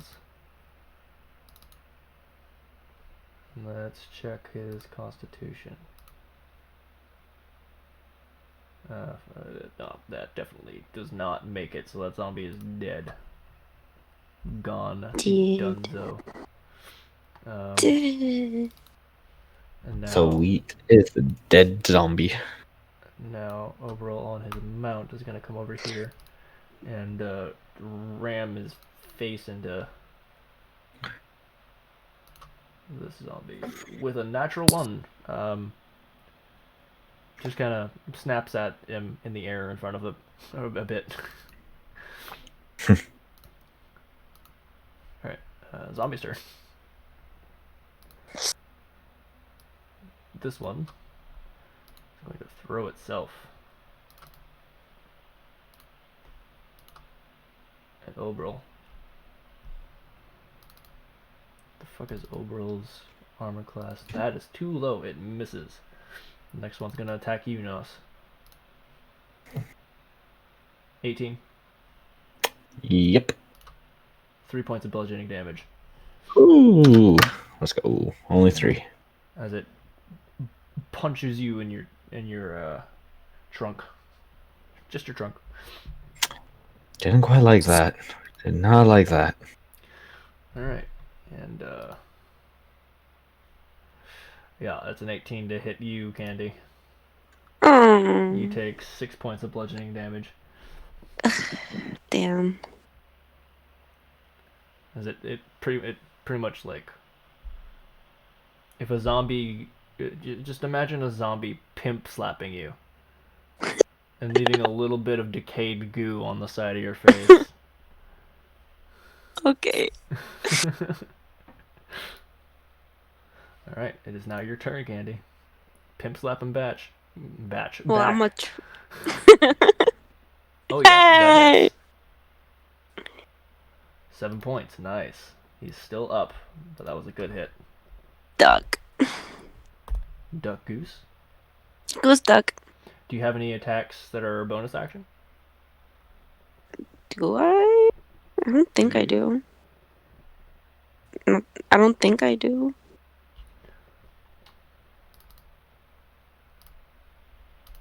Spells. Uh. Yeah, you do. What?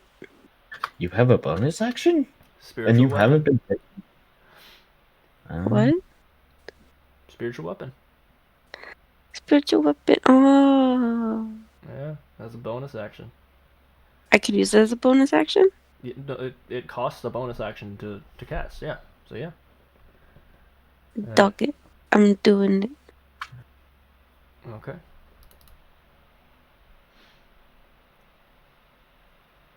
Does that? Okay, so what form do you want this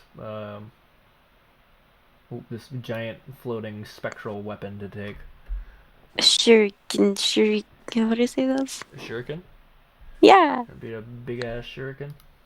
Yeah.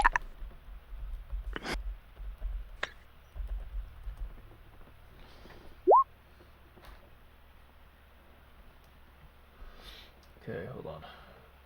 Alright.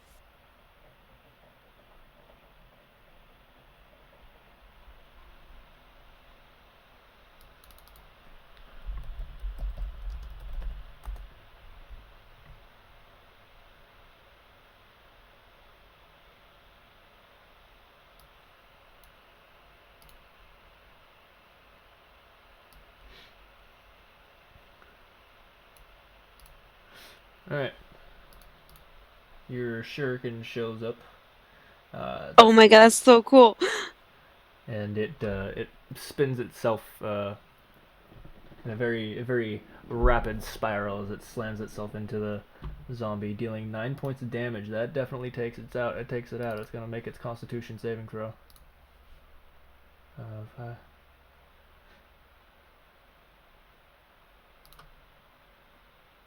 And it does not make it. That zombie is gone. Yay! Hey, dead zombie. Kill it. Kill it with fire. Alright. Nasta, it is your turn. Cool. And I'm gonna smack the one right in front of me. That hits. And I actually get a hit. 5 points of damage. Nice. Cool. And just single unarmed strike. Fuck. Back to back misses. You go ahead and with your trunk, but it like you accidentally get it twisted around, and you have to like spend a couple seconds like fixing your trunk. Fucking trunk, man. Gets in the way sometimes. Man, back to back crit fails on that. Yeah, that's pretty rough, man. I mean, at least I'm not hitting myself for damage. 13 definitely hits. 10 damage. Damn. Obril just hit the zombie in front of him for 10 damage. Now that's a hit. Holy shit. Holy shit, that's a hit. Hey, it rhymes. Alright. And now is going to have his thing headbutt. Yeah, he's gonna swipe at it. Makes more sense. 16, yes, that hits. Dealing 4 points of force damage. Woo.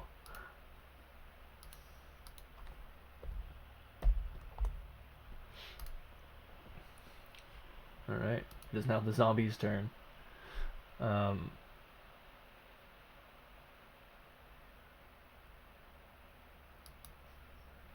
First zombie is going to attack Obril. And misses with a 5. Next one's gonna try and attack you. And I'm pretty sure misses with a 14, yeah? Me? Yes. Yeah. Okay, so both zombies, they swing and a miss. Swing and a Candy, miss. all you. It's me already? Mm-hmm. Yes. Okay, so for spiritual weapon, You can move if it up I to were 20 feet. yeah, and each box is 5, right? Mm-hmm. So you can move it 4 boxes. Can I move it right here? Yeah, absolutely. That's in range. Okay, I'm gonna move it there. To hit this one. Oh, right, you don't have control over it. Okay, there we go. Yeah. Hold on, I'm sorry. Click to cast the spell again, and it'll do the thing again. 9. I believe that's armor class is 8. Yeah, that hits.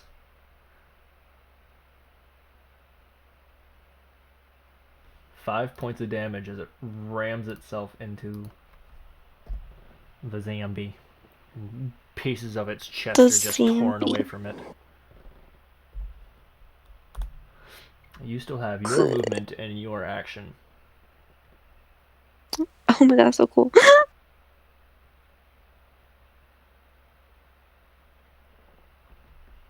I'm gonna go to this one.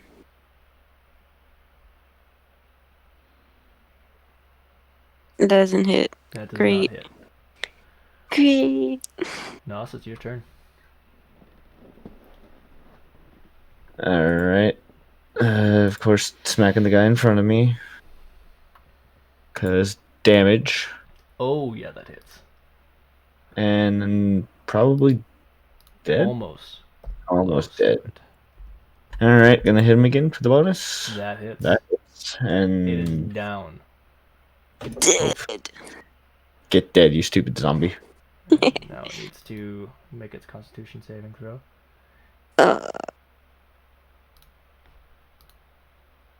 It fails it with a 5. Man, these zombies are not doing well with their Constitution saves. Get fucked, zombie. Get ducked. Okay. Get fucked. Well, it's Obrel's turn. Obrel is going to...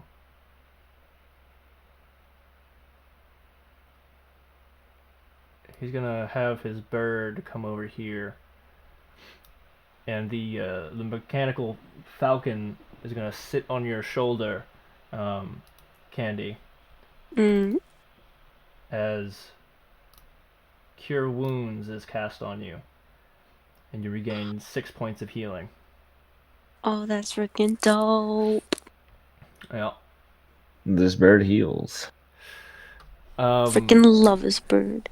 And because that was Oberl's action, he's going to use his bonus action to make Nochlin his mount attack. 21. With 6 points of damage. Is the zombie dead? No, it is very close though. It is now the zombie's turn. And it is going to try to strike Oberl. Succeed or not succeed? Succeed. Oof. It deals 3 points of damage to Oberl. Okay. It pretty much like it just like Oberl just leaned down at the wrong time, and the zombie pretty much punched him in the face. Ouch. All right, that's all I can do. It is now your turn again, Candy. That hits. Yeah. Now your bonuses alone would have been enough. Like yeah. However, it's good that you did roll damage because that accounts for his Constitution save. Is he gonna survive the save? Will this be Yeah. the one zombie to save? Yeah, this one you whack him down, but he gets right back up with 1 hit point left. Ah, the one zombie to rule them all. Question. Yeah. Would I be able to do spiritual weapon but at like a first level instead of a second level?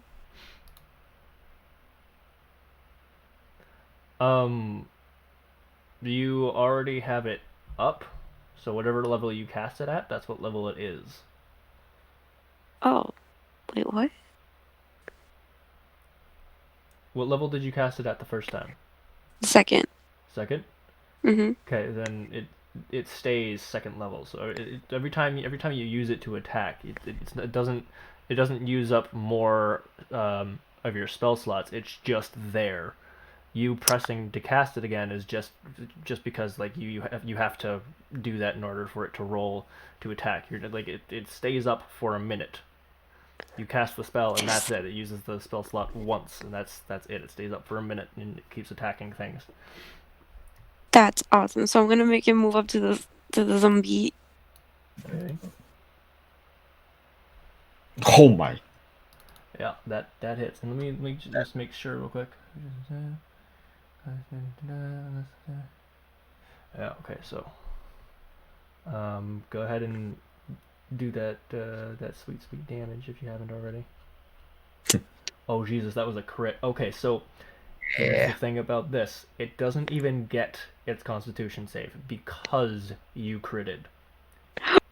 It's just Yeah, It's so big this thing, the shuriken literally, it floats above it, spins rapidly, and then descends down onto it slowly, and just starts to saw first into the top of the head and makes its way all the way down, sawing the zombie in half, and it splits apart in two and slumps to the floor. Shredded. Shredded. redded. The zombies are super dead. Big dead. Big Dead. hardcore dead. Oh yeah. The hardest core dead.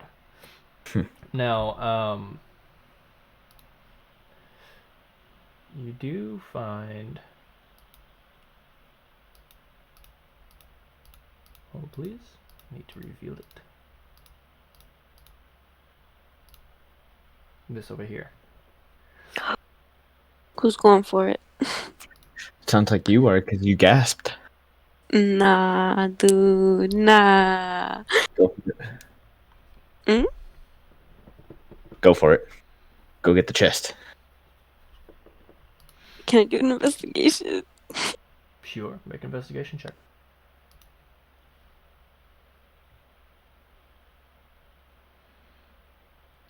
You've got no idea. Oh shit. Okay, well I'm just gonna try to open it then. Okay. It opens easy enough. It's fine. Nothing happens. Ah, You find a potion of climbing and 20 gold Potion? pieces. Potion of climbing? Mm-hmm. Potion of climbing and 20 Ooh. gold pieces. 20. Awesome. Okay.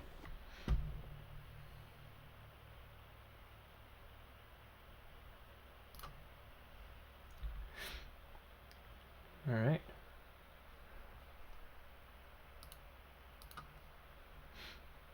Now you have two ways that you could go. You have here.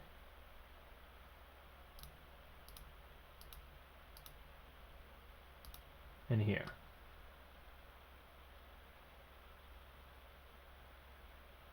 What you feeling, Nas?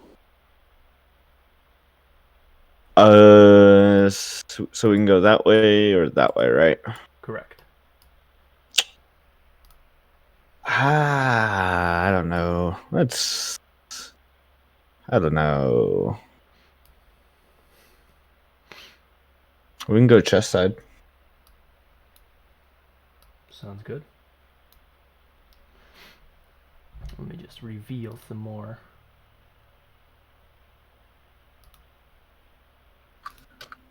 Not to be that guy, but how long is the cave? It's pretty. Good question. It's pretty long. It just hit 1 a.m. so we can absolutely stop here. I'm just gonna reveal this real quick. Yeah, because I would like sleep tonight because I have not been sleeping well either. We're all ducked. But yeah, we've entered the cave of zombies and necromancy. You have in fact entered the cave of zombies and necromancy. And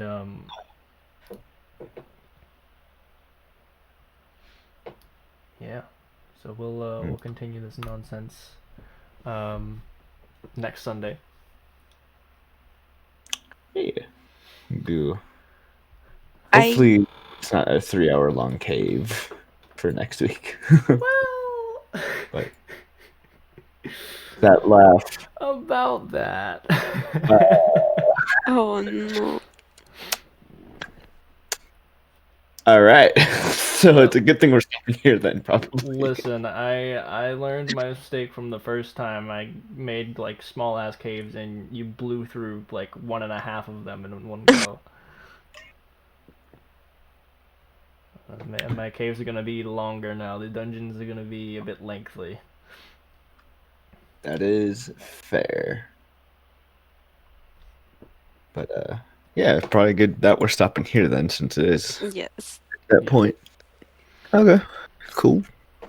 So what do you think so far? I know I know for a fact I've been making like mistakes and being slow a bit, but other than that, what do you think so far?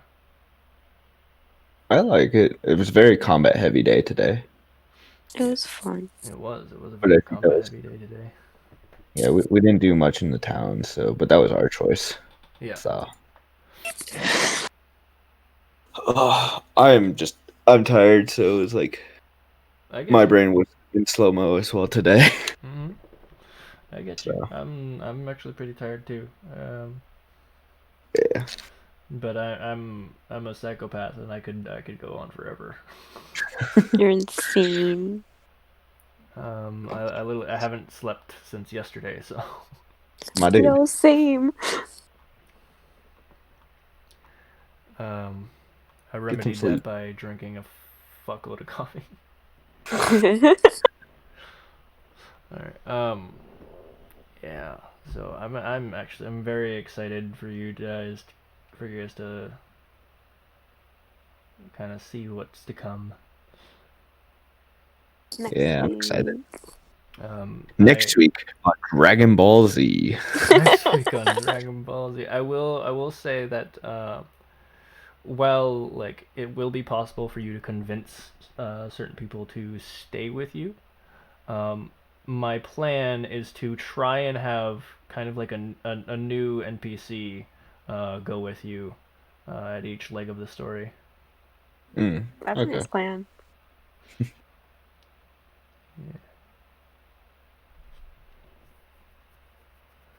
Until such a time as a new person joins. Gotcha. Alright. Sounds good though. Yeah. Yeah, I'm gonna Yeah. definitely end my stream, but thank you so much for the game. You're welcome. Thank you for playing, man. Yes, sir. I'll see you guys next time. Yeah, good night, man. Good night. Bye. Bye.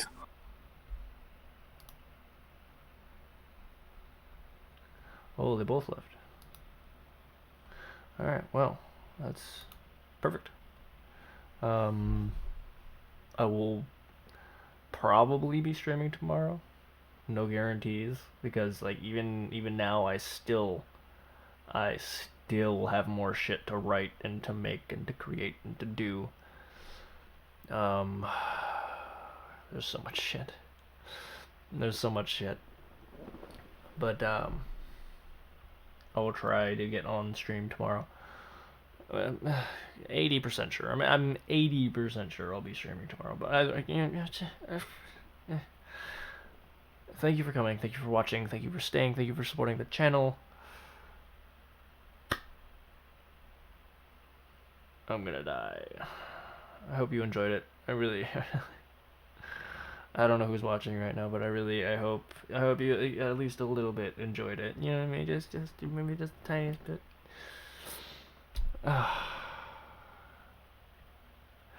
Good night.